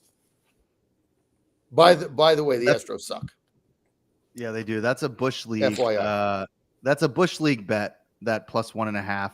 Like, you just sat here for 10 minutes telling us how much you love the Edmonton Oilers. Yeah, I do. How you think And then they you can, hedge out at the very end. how you think they can I'm run not the hedging table. out. And Look, instead of taking plus 124 on the money line, I'm not taking like that. a No, big boy, because you're they're going on to the do plus road. 1.5 I'll bet 'em. minus 225. That's like Hell, I that's care. like the most Bush League bet I've It's ever not a heard. but you know what? You guys sit there. Look, go to GodzillaWins.com and go to Daily Picks. And let's see how much I'm up and what my record is. And then let's look at Nate's and Jackson, these other millennials who I kick their butt every single week. I mean, it's embarrassing. I mean, talk about the Father's Day gift should be you're finally going to acknowledge that I have kicked all your butts the whole season in every sport. I mean, it's almost embarrassing. So you guys can sit here as your millennial things with your analytics and all you do. And you know what? At the end of the day, the numbers don't lie. Go to GodzillaWins.com. Go to Daily Picks. My numbers are there. They're better than yours. I win. You guys don't win to the extent that I do. That's why people follow me. That's why I'm winning. So you know what? It's time for boomers. This is boomer mania. Nate is like 9-6 in his daily picks, so I wouldn't exactly say he's keeping up in the way that you are with his 9-6. Like picks. he's only picked 15 games in something like that. 2 years. Yeah, well, it hasn't been 2 years. Yeah, We tried this out not too long ago. As far as your Edmonton Oilers bet, it's still Bush League. I don't care what you say, how much you win. You sound ridiculous talking about analytics and all this stuff, like you know anything about that. So I don't.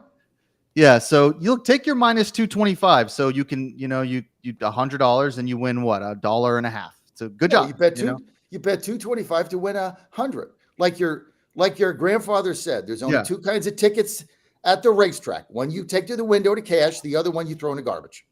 He never won anything. I don't know why we're taking his advice. Like, he was not good at gambling. He bet Wilbur Wood both games of the doubleheader and said he was a genius. Yeah. You're still talking about Wilbur Wood? Oh my God. Okay. Well, look, this has been really edifying. I'm glad to get your pick on the Edmonton Oilers. Another great word. Yeah, what was the other one? Yeah. You said earlier. Temporal. Yeah. I got to write that down. I'm going to say that today in my speech. Yeah. Well, let me. Wow, I know you don't know how to spell it, so I'll text it to you. Otherwise, you'll end up spelling it with an A or something. So let's move on then to a little bit of the NBA. We don't have to talk about too much about the NBA. Actually, before we do that, now that I think about it, Dad, let's do a little Rosie's live read. Yeah, baby. What's better than what is it? OTB coming to you live here in just a couple weeks, maybe July, I think is when they start. There at Colonial Downs. So tell us a little bit about what is going on at Colonial Downs and Rosie's, because I know you're going to be there in the box here come up this summer. As soon as you're done with all this traveling, you'll be up there in the box. Unless Governor Youngkin wants the box, then they kick you out. They don't let you in. You have to be in the parking lot. You have to watch the game on your phone. So unless Governor Glenn Youngkin is invited, in which case you're not allowed on the premises for some reason, even though you helped him get elected. So I don't understand what that's about. But other than that, you can have your box for most of the games unless anyone else important comes along.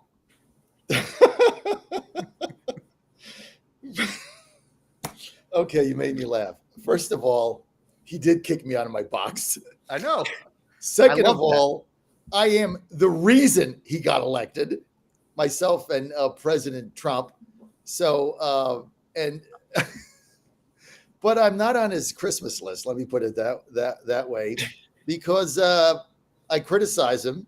But here I am going to compliment him for one thing. He's still going to kick me out of his box, and then I can't even go. You're right. In fact, they kicked me out of the whole.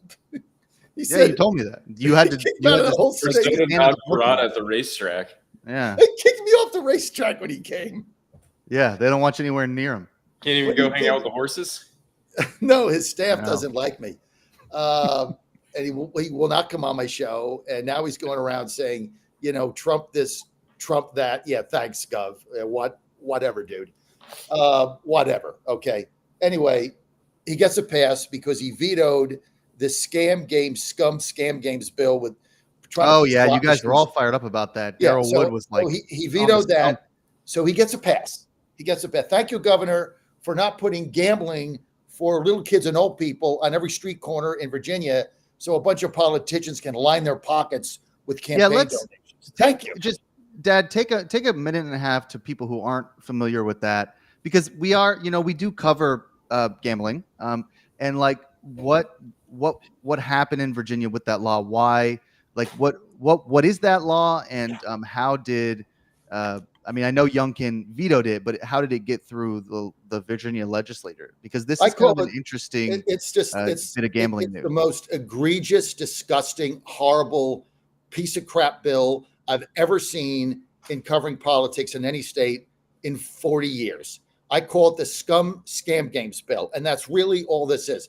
These are putting these unregulated slot machines in every corner of every town in Virginia, in every convenience store, every Quick Check, every Sunoco station, every Exxon station, everywhere you go in to buy a Coke or milk, every truck stop. There's these, they call them skill games. It's all nonsense. These are a way to suck money out of unsuspecting people. They hook young people. They're not regulated. There's no security there. They hook old people. Your grandmother used to go there and sit for hours, lose her social security check at 90 years old. These things are disgusting. Okay, but why are they there? Because this company in Atlanta, Pace-O-Matic, makes billions of dollars. When the state passes them, they're not regulated. You don't know what the takeout is, right? They say, oh, the takeout is low. Trust us. I could trust in you for crap. These guys, they just suck money out of the system. Now you go to all these convenience stores. Oh, well, without the skill games, we're going to go out of business. Let's see, you've been in business forever. You don't have them right now. You're not going out of business. This is all a suck up money game. You got the politicians in Virginia, both sides of the aisle, Democrats and Republicans. Guess what? They're getting hundreds of thousands of dollars in campaign donations from Pace-O-Matic. This is what this thing is about, money. It has nothing to do with, oh, I'm a convenience store owner. Without the scam skill games, I'm going to go out of business. Really? You're still going in there to buy gas and a Coke. Shut up. It's all a lie. It's all a scam. And Youngkin had the foresight to veto this. Now the General Assembly, in their wisdom, hey, don't care about crime, don't care about people can't get an education, don't care about potholes, don't care about our roads suck in Virginia. Hey, let's do a general special session so we can bring it back. Let's pay $40,000 a day to bring everybody back to Richmond. So now we can find a way to pass this scam bills game. I mean, the whole thing is disgusting. Like, why don't you have a special session to get a better budget, to pass a tax decrease, to fix a road, to get better schools, to get safety, to get crime off the streets? No, they're going to have a special session in order to try to pass this again. So this is the most money-grubbing, pig-trough, disgusting thing I've ever seen. It needs to go, and I hope Youngkin vetoes it again. And if he doesn't veto it, guess what? You want to go to Iowa in 2028 and go run a campaign for president? Yay, Youngkin. You want to do that? You know what you're going to be known for, Glenn? Here's what you're going to be known for. The guy that put gambling on every street corner in Virginia. That's going to be that's going to be the attack ads on you in Virginia. And guess who's going to be running them? I'm going to get stations in Iowa. Guess who's going to be running them? Me. Okay. That's going to be a legacy. All right. So no shot. Okay, so you're against the skill games bill. Yes. I think that's pretty clear. I do love that you always bring up roads in Virginia, because before you really threw your hat in with the Trump stuff, when you were basically just a local Virginia, radio host, I mean, I would tune in, once a year, basically be like, oh, what's Dad doing? And every time I tuned in, you're just like complaining about the roads. That was it. I mean, it was always, every time I tune in, it was just be like, why can't they pass more bills to fix these roads? So So I'm glad that you're still on the roads thing in Virginia. I appreciate that. But yeah, I mean, I think they have that skill game stuff. I think they have that in Georgia, because the last time I was in Georgia, I went to a convenience store and I was like, oh, there's like slot machines in here. This is weird. I don't know what the bill is. I don't ever remember seeing that in Nevada, Nate. I definitely have Well, seen it in Louisiana. So it is, in a lot of states. I don't know what the skill game is. I mean, there's video poker machines and some slot machines sometimes in gas stations. But that's all regulated. That's through the state. Like they're regulated through the gaming control. So Right. like it's not just like a free for all. Like this is the first I'm hearing about these scam games. And what are I'm just not sure like what they are. Are they just video poker machines? Yeah, what are No, the skill games? they're basically, they say they're skill involved. There's not. They're basically slot machines, Yeah. and they're unregulated. You go to Nevada, you can have a slot machine in a convenience store like you guys had at your bar. Do you have a gaming Those license? things, those things are regulated by the Gaming Commission. There's a certain percentage take you have to give back to the players, right?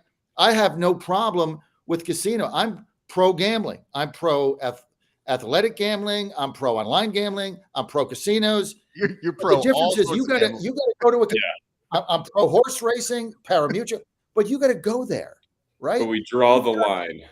You got to go there. It is a line.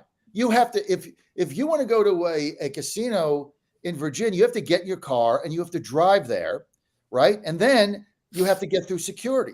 Like I live in Pittsburgh. One of the best casinos ever is Rivers Casino. I love it. The best sports book probably in half the country. I love going there. Joe comes home for Thanksgiving. Well, we want to see the game. I take him there. Hey, we'll go to the, so he's, 19 or he's 19 at the time. They wouldn't let him in the building, check his ID. Sorry, got to be 21. So we had to go back, back to the hotel or whatever. But I like that. You go to Rosie's, you got to show an ID, you got to be 21. And if you're on the gambling list, you can't get in either. You go to the Quick Check to buy a Coke or a cup of coffee, and they're right there, and they're not regulated. And of course, the convenience store people are making a fortune over because they want to say, "Oh, this is going to help small business." No, it's just going to suck money out of unsuspecting people and prey on the disadvantaged. Yeah. So we were supposed to do a Rosie's live read. This was my fault, but I mean, to me, it is fascinating, this particular law. I mean, obviously, I think I've talked a lot about how I do a lot of policy work in Mississippi, so I'm always interested in policy. It's an interesting law. It's interesting that it's unregulated. I mean, when we, Nate and I worked at a bar that installed slot machines kind of while we were working there. Yeah. But I mean, that took them a long time to get that gaming commission license, and Took about a year. Yeah. Yeah, it took a while, and those were regulated. I mean, they checked that stuff all the time. They were tight. They were real tight. They were a little too tight. Extremely tight. Yeah. So I mean, I wasn't like a huge fan of the fact that I felt like they could have been looser as a video poker machine, but they were regulated. And so that's the thing. I mean, you got to have this stuff, what I'm hearing, Dad, is that you're just pro government regulation. So I love to hear that. That's really what I'm hearing, that if you got to have gambling, you got to regulate it. So you're pro big government. Love to hear that. Give us your Rosie's live read, because we forgot to do that 8 minutes ago. Just go to rosiesgaming.com. If you want a real slot machine that is regulated with the biggest payouts in Virginia, it's Rosie's, because the General Assembly, in all their wisdom, in order to get this passed, guess what they did? They have the lowest takeout of any casino in America, right? The lowest government tax takeout. So that means you're going to get bigger jackpots and you're going to get bigger payouts. There's going to be more winners. Of course, more of the money that is going in is coming out to you, not to fund the pig trough of the tax scrubbers. So that's where Rosie stands alone. They have the lowest take in the United States. If you want to have fun, go to Rosie's. Colonia Downs is opening. I think it's July 10th. I'm going to be, of course, at the convention the first week in Milwaukee, but then we're going to be after that. Greatest, most beautiful racetrack in America. So come and join us there. Go to rosiegaming.com, rosiegaming.com. Win money, have fun. Rosie's Gaming. Shout out to Rosie's. You're listening to the Godzilla Wins Saturday picks show. This is a sports show. If you have just tuned in for the first 10 minutes ever for Godzilla Wins, you would not know that this is a sports show. You would think this is local Virginia politics. It is not. Although, look, I can get interested in anything. So that was an interesting segment. We missed our NBA Finals segment, which is fine. We have plenty of time to talk about the NBA Finals here in the future. But I do want to turn our attention to the WNBA, which, Dad, you mentioned earlier in the show, and I'm going to kind of start us off, and we'll go around the horn about some ideas that we have about the WNBA and this Caitlin Clark stuff. And here's my take. Like, I'm gonna start here. You guys take it where you want to take it, but I'm going to start here. I got two takes. Number one, the media doesn't understand how to talk about the WNBA and Caitlin Clark. I don't know why. I don't know if it's because the sports media is mostly men, and men just are struggling to talk about the WNBA in, like you said, Dad, a serious way that takes the sport seriously.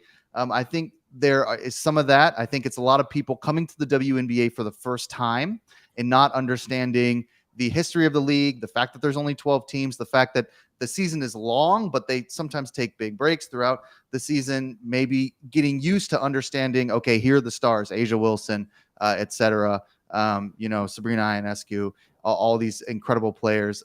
So I think some of it is that the media just doesn't understand how to discuss the WNBA, how to talk about Caitlin Clark. But regardless, I'm glad they are. Here's my biggest take. I think I think the Caitlin Clark stuff, this discussion we're having about Caitlin Clark being, basically hip checked or, shoulder checked into the out of bounds, Angel Reese celebrating this, like the firestorm that occurs where the media is like, women need to be grateful for Caitlin Clark and the chartered flights and blah, blah, blah.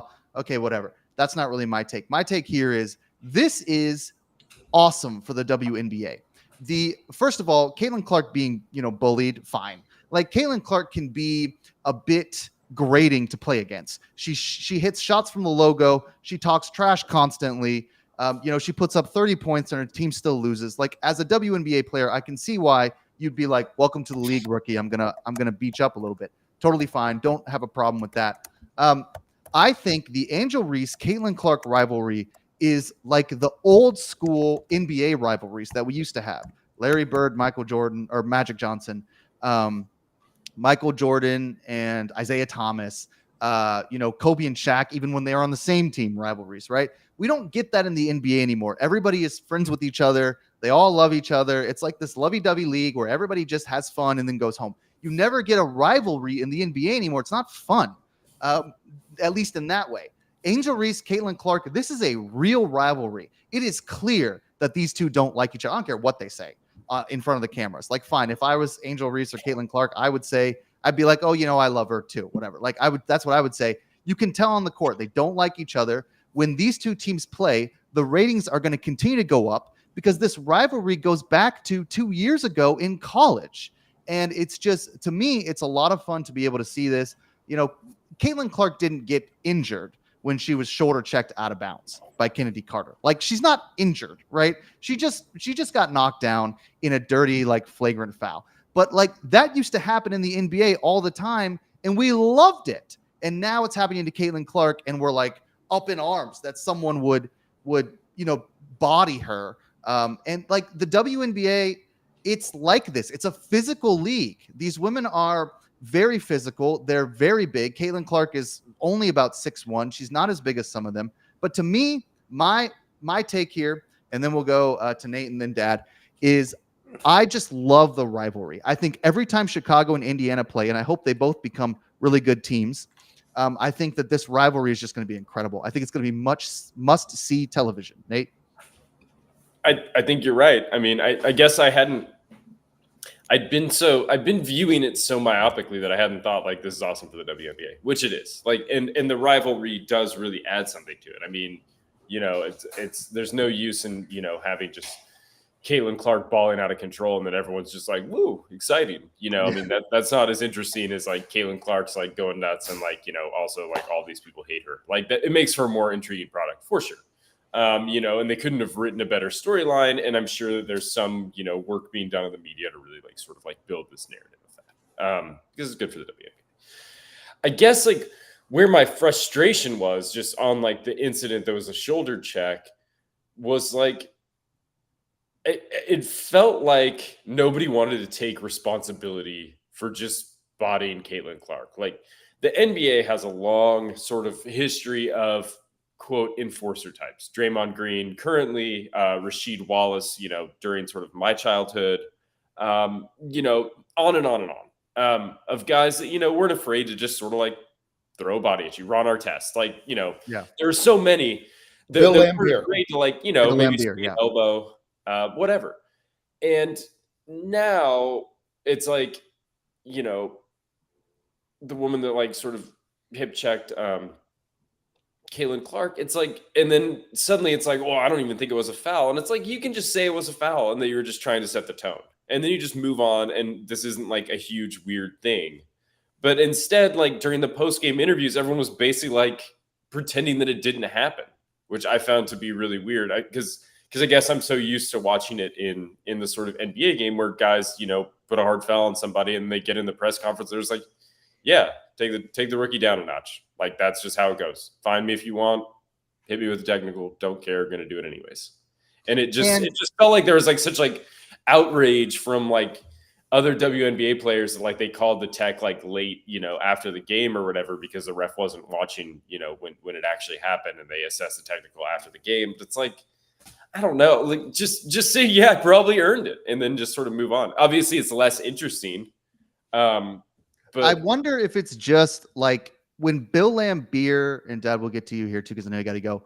When Bill Laimbeer like punches Larry Bird in the face or whatever, like it's not, we don't have social media, and it's not like every single sports commentator in the universe freaks out at Bill Laimbeer, right? I think that the part of it is just the Caitlin Clark fandom being what it is. It after the game, it can be hard to just stand up in the microphone and be like, yeah, welcome to the league, rookie. I'm going to do it to you again because of all the, how you're going to get blown up on social media and blah, blah, blah in ways that you just aren't used to as a WNBA player for many reasons because Clark is such an enigma. I wonder if that's part of it. I was disappointed in the press conference. Like, just like you're saying, just be like, hey, we're setting the tone. Like, we're not going to, she was jawing at us. She hit me in the face with a rebound earlier. She said something to me right before that moment. So, I checked her. Fine. Right. And there's going to be weird instances, that the woman that missed a free throw on the front end of like a two free throws. And she just immediately went to start face guarding Caitlin Clark. And then the ref had to like call her back to shoot another free throw. Like it's clear that Caitlin Clark is like getting in people's head. Like that much is extremely obvious at this point. But you can also, take ownership of it and just be like, nah, we're just going to set the tone. I think, yeah. Yeah, I think that's right. Dad, what are your thoughts here? I mean, again, my thought, I think all this great for the WNBA. I think all it does is grow their brand. Well, I have to compliment you. I thought your opening analysis is probably the best I've heard on it anywhere, ever, on this segment. So it's very, very thoughtful. And you're right. I mean, you look at what made the NBA fun. I don't watch the NBA. I think Celtics I saw them winning, beating Dallas at a bar or something. I mean, I don't watch the NBA anymore because it's not any fun. I used to watch it when you had the Pistons fighting with the Bulls and knocking them over, and there were big, fist fights and Bill Laimbeer, and there were rivalries, and they didn't like each other. We just had a hockey game. And, guys, I get older, I get mixed up. But I think it was Islanders, Devils, Rangers, or Islanders, Devils. I mean, the face-off. 8 seconds into the face-off, there's a massive fight, and everybody clears the benches. These two teams hate each other. I mean, that's what makes sports go. And I don't think, Jack, you nailed it. There's like, they don't know what to do with this league. Like, is it a women's league? Is it different? Is it like women's softball where everybody chirps and has fun, or is it going to be taken like a serious sport? And to do that, you need rivalries, and you need, you need to get involved in that, like the Pistons were, or like some of the other teams. I mean, I remember as a very young man you go to a Hawks game in Atlanta where they were playing the Bulls in the playoffs. And I remember we had Christian Laettner. I remember he got into a fight. Like in the first 2 minutes of the game, there's a fist fight that breaks out because the Hawks hated the Bulls. I mean, that was part of the game. So I don't think they figured out what to do here. And as I listen to you, both of you guys, I think you're right. I mean, the check on the body check on Caitlin Clark is part of the game, and woman up, I guess. Yeah, and that's the thing. Like Caitlin Clark says that. Like she doesn't really. I mean, she complains a little bit. Hey, I'm getting hammered. This is tough. Whatever. But she usually comes up there and is like, hey, this is basketball. Angel Reese gets body checked too down there. It's just the difference is Angel Reese, Camila Cardoso, and Cameron Brink, who are three of the more visible rookies in the league, other than Clark. They're like 6'5". So like body checking Angel, like that's not easy to do. Body checking Angel Reese, like try to shoulder check her. She's going to push you to the ground. She's big and she's strong. And she's used to being down there fighting. I mean, I love it. Like I love Angel Reese's comments where she's like, I'm also a rookie that has helped grow this league, and I'm not getting the respect I deserve. Everybody hears that and they're like, oh, you should be paying homage to Caitlin Clark. Why?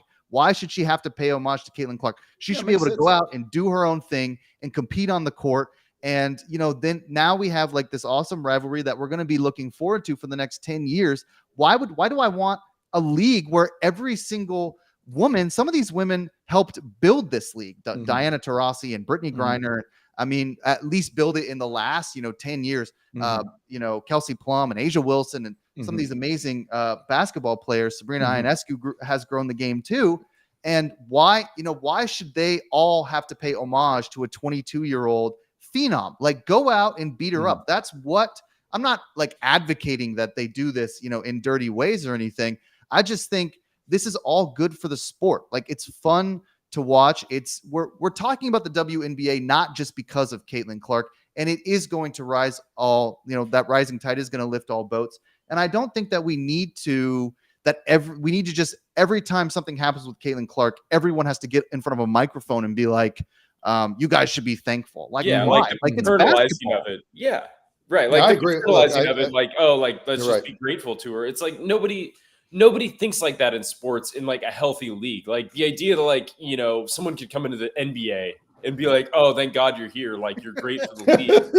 It's just the men looking at the women being like, oh, like feel grateful. But it's like, that would never happen. And like, nobody looks at baseball. Nobody thinks like, oh my God, thank God Shohei Ohtani plays baseball here. Like, they're just like this guy. Like, I'm like, nobody's up there thinking like, ooh, maybe he hurt his elbow. Like I better like go easy on him here. Like, and not like just swing as hard as I can at this pitch. Like nobody gives anyone special treatment in any other sports. Like why do they need special treatment in the WNBA? The other interesting thing is they left her off the Olympic team. So she's not on the 3-on-3 Olympic team, which is a big thing in women's sports. That's Cameron Brink, Haley Van Leeth, and I'm dropping the third name on the 3-on-3. There's 4, obviously, because they have a sub. And then they left her off the women's U.S. Olympics team. But they left off every rookie. I mean, it's just like the all-stars of the WNBA. It's the whole team is just full of women who've been playing in the league for 3, 4, 5, 6 years. So, but kind of interesting that they left her off that too. That's going to be a talking point from a lot of people because it's weird. It's a weird thing for the WNBA to be in because on the one hand, Caitlin, I can't even really wrap my mind around how much people love watching her play basketball. 1.1 million average viewers. Dad, Nate, we used to cover this. I mean, we covered WNBA last year. I love women's basketball. I love women's sports. And we covered the WNBA last year on the site all the time. James Tillman, we've heard him on the radio here before. He's been covering the WNBA for us since last year. Now, last year, we would cover the WNBA. We would write picks for these games. Nobody would read them. I'm talking nobody. And James would email me and he'd be like, thank you so much. I love the WNBA. I'm so grateful to get to cover the league. And, in the past, other companies have been basically like, hey, we don't need you covering the WNBA. Nobody reads it. This year on the website today, other than some of Dan's baseball writing, which has been amazing, as well as Trent's power rankings, which also have been doing some great numbers. Other than that, the WNBA picks are taken off. They are the most popular stuff on the website. And part of that is Caitlin Clark. Now, it might not all be Caitlin Clark, but a lot of it is. People are paying attention to this sport. I think it's great for the sport. I think it's great for the league. They're going to expand. We've got rivalries. We've got personalities. We've got all these interesting players. We've got, old school versus new school. All the stuff that you love about sports is right here in the WNBA. I think we need to turn our attention to how incredible this league now is and how excited we are for everyone in the league, and stop just every time something happens to Caitlin Clark complaining that these women need to be grateful. That's a weird take to me, and it's sort of just silly. Well, listen, great analysis again. If you're going to take the league seriously, then you got to cover it seriously. And I think this started, all this nonsense, let me get you back to its genesis. You know how this started? That imbecilic sports writer from Indianapolis Star, wherever this guy was, that she's up there doing a press conference when she's picked by the Fever, and he's giving her, what is it, heart signs. I mean, the heart sign. What the hell are you doing? You're a jackass, okay? This is a women's basketball phenom that just got picked number 1. Cover the basketball team. Yeah. Don't be up there giving hearts on TV. That would you give a heart to the number 1 pick in the NBA? Are you going to go there and give a heart to him? Victor Wembanyama? Yeah. No, I mean it to me it demeaned. It's like, I'm not taking this seriously. Well, you're a jackass. Okay, you're in the wrong business. Go do something else. Because if you're going to take the WNBA seriously, and I think we should, then you got to treat it seriously.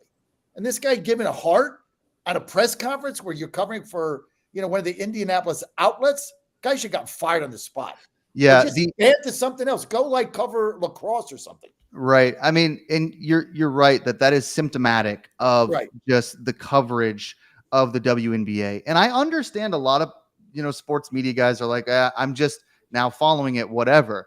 And fine. If you only want to watch Fever game, fine, do that. You're going to learn a lot about, there's only 12 other teams. The Fever, if all their games are garnering 1 million viewers plus, you're going to learn a lot about Connecticut and Atlanta and Phoenix and Dallas and the Los Angeles Sparks and the Aces. I mean, you're going to learn a lot about all these teams just if you're just watching the Fever play. There's only 12 teams.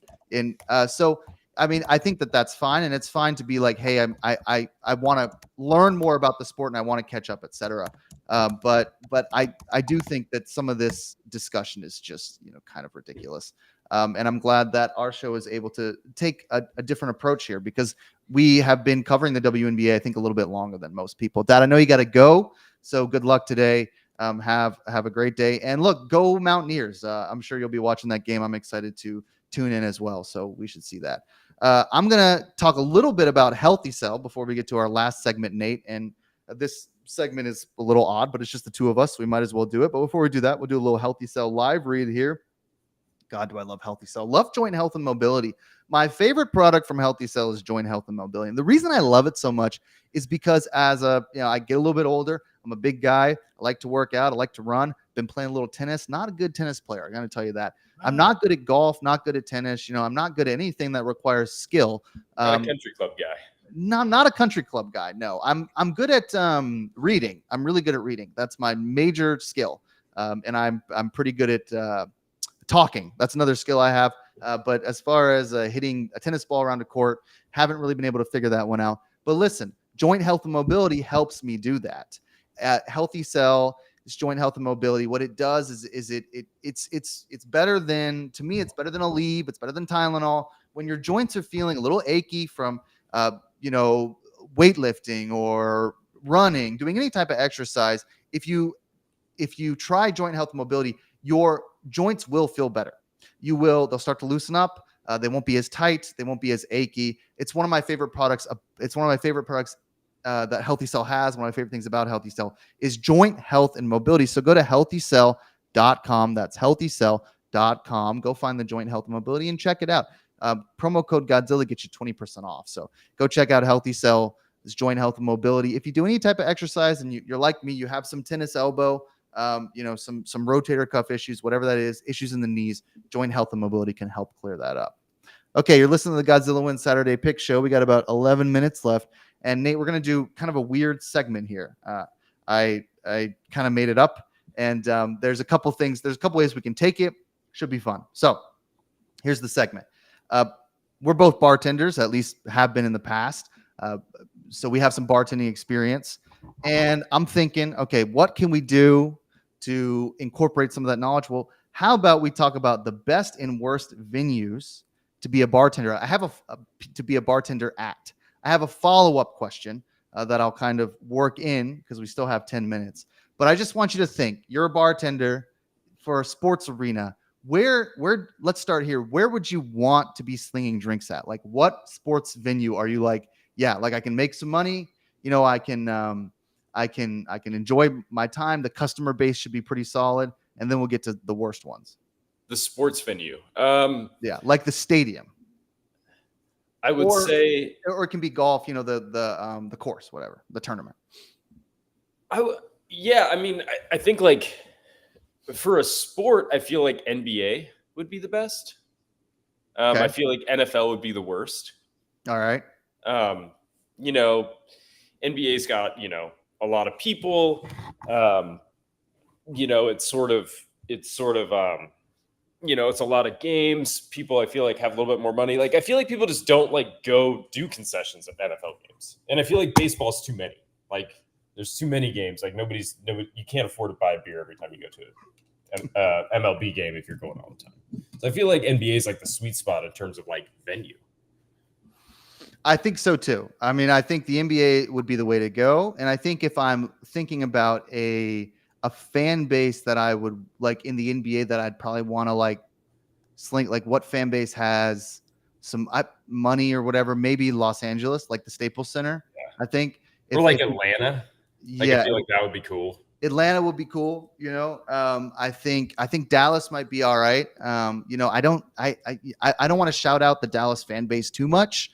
I can be pretty skeptical of the Dallas citizenry, but I think I'd rather sling drinks, I think, in Dallas than Boston. Like, I'm not sure I'd want to be up there. No, or like New York would be terrible. Yeah, no way. I mean, I wouldn't want to. And like, you're right. Same thing with baseball, right? Like, I don't want to be a bartender at one of those clubs at Yankee Stadium or something. No, thank you. Too many games. Can't make any money. But as far as the sport goes, I would say definitely got to be basketball. And I definitely like Los Angeles, maybe Dallas. Got to be a bigger market. Indianapolis might be kind of cool. The Pacers. Everybody loves Pacers. Phoenix might be sort of wonderful. Well, Phoenix would be great. I think that'd be perfect. So, okay, I think we're on the right track there with that. That's kind of where I'm at. So you're a bartender. You're at and we're not talking like concessions, like you're pouring the beers. I mean, there are in most of these places you can go to an actual bar somewhere, and order a cocktail from a bartender. That's kind of what we're talking about. So you said NFL would be the worst. Why? I mean, I guess it's just like it's not very many games. It's like 16 games. The tickets are like outrageously expensive to go to a game.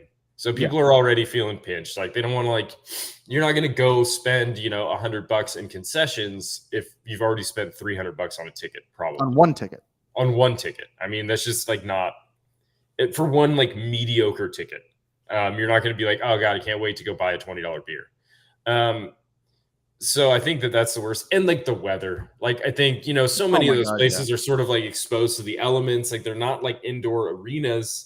Even if you're kind of sheltered, you're still dealing with the cold and the idea of having to make cocktails in Lambeau Field or Cleveland in December. Can you imagine? No, it's just a smooth -20 wind chill, and you're just out there, and some guy's like, "Do you have anything hot?" And you're like, "Not for long." As soon as you hand him a coffee, it's cold. Yeah, that's right. What? So here's my follow-up. If you're in Lambeau Field and you're a bartender, what's your signature drink? What's the cocktail that you're making in Lambeau in December when it's -20? So I don't know if I ever told you about. I worked at a golf course, and my boss then used to make coffee Diablo. Okay, And and I don't know it what used to Coffee be like Diablo a is. huge show. So Coffee Diablo is like, it's like rum and like coffee, and you kind of like light it on fire and you like pour it. And it was like this huge thing. And he'd be like 6 bottles of wine deep, and he would like stand on top of the bar. And he was like a pretty big guy. He was like 6'4". And then like somebody would be like on their knees, like below the bar, and he would just be pouring like 151 rum that's on fire just into a goblet, and there's fire everywhere. It's sticky, it's messy, and then he's like pouring like hot coffee from like 8 feet above like the cup, splashing everywhere. That would be my drink at Lambeau Field. I mean, at least you're warming things up, putting on a Yeah. show. But man, it Yeah. was the best watching him do that. Just like 5 or 6 bottles of wine, just being like, I think they need a Coffee Diablo show, and all of us being like, they absolutely need a Coffee Diablo show. Yeah, I mean, you got to love those guys, the managers at bars who are a little bit of a little unpredictable after maybe a pre shift drink or two, or maybe an intra shift drink, like in the middle of a shift. Maybe they just take down 2 bottles of wine, and by 8 o'clock they're ready to put on a little bit of a show. And I've certainly seen that happen. I've also seen it go horribly south. I was working They go wrong all the time. I was working at a restaurant in New Orleans once, and this server was just having a rough time, and they were, a little under the influence. Anyway, they just started crying, like in the middle of the dinner service, like just to a table, just started crying. And we were all just like, I had to go up to them and be like, yeah, like sometimes it's hard being in the working class. Like, I don't know what to tell you. like it just gets really real out there sometimes. My bad. Anyway, your food will be out shortly. Sorry about that. Here's some fries. So, that happens. I get that. I think for me, the only place I would really not want to bartend at would have to be Waste Management, that tournament, the golf tournament in Phoenix, that if you watch any golf, if you pay attention, is just such a mess. First of all, the security there last year was an issue, so they let in way too many people. And even so, it's just the tournament that everybody sees as, oh, this is the tournament where we don't really watch golf, we go get drunk.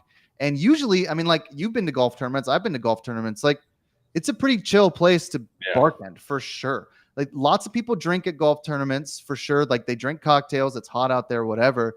But it's usually pretty mild, and the customer base has money. Like, I would love to bartend at a golf tournament, but definitely not the Waste Management. Like the Masters, forget it, dude. Yeah, I mean, that's like $3 beers to people who are grateful. Hell yeah. I'd love to partner with the Masters. But I think the job that we really missed out on was we should have been security at the Waste Management Open. I mean, you just put on the shirt and then you do nothing for 4 days. You just walk around and watch golf, man. That's all they were doing. Like the people that were there, they were like interviewing, they were like, how does this happen? And they were like, nobody did anything. Everyone just like applied to the ad, and they were like, "How's $100 sound?" And they're like, "Sounds great." And then they did nothing. Free golf. That was the real job. I mean, don't pay for a ticket. Just put on a security shirt. Yeah, that was pretty rough. The Waste Management. I mean, we're not going to shout out golf security lately. I mean, Louisville, that was also a mess. Shout out to Louisville. They're now hosting UFC, so they're just crushing it. Let's hope that everybody, all the UFC fighters, get out of Louisville without being arrested. Although in UFC, you never know. That's a whole different game when it comes to. You start swinging in a UFC car if they're parking wrong, they might swing back. Guys can get hurt for real. Yeah, I'm not sure I'd want to be blocking the way of anyone trying to get to the UFC. Any of those fighters, those guys are pretty intense guys. But that UFC might also be a sick place to sling some drinks. I've never been to a UFC match, and it's Vegas. Most of the time, it's Vegas. That would be pretty great. Yeah, I never thought about that, but that'd be and like you're working late, like way late, right? And I'm sure that everyone's partying. Yeah, that'd probably be a pretty sick one. So Saturday night, every night. I figured we'd do something a little bit different, a little bit fun for this last segment. Every once in a while, I'm like, let's throw the sports out for a minute. Just talk a little restaurant business here. So listen, that was the Godzilla Win Saturday Picks show. Kind of an interesting one with the Virginia slot discussion and some other stuff. Hope you enjoyed the show, everyone. Thanks to John Fredericks, of course, as always. Thanks to Vince Mayoko for joining us, and Dan Angel and Nate Perry, as always, for joining us on the Godzilla Win Saturday Picks show. We'll be back next week. Everybody have a great weekend next week. If you're listening on the radio, I believe up next is the War Room.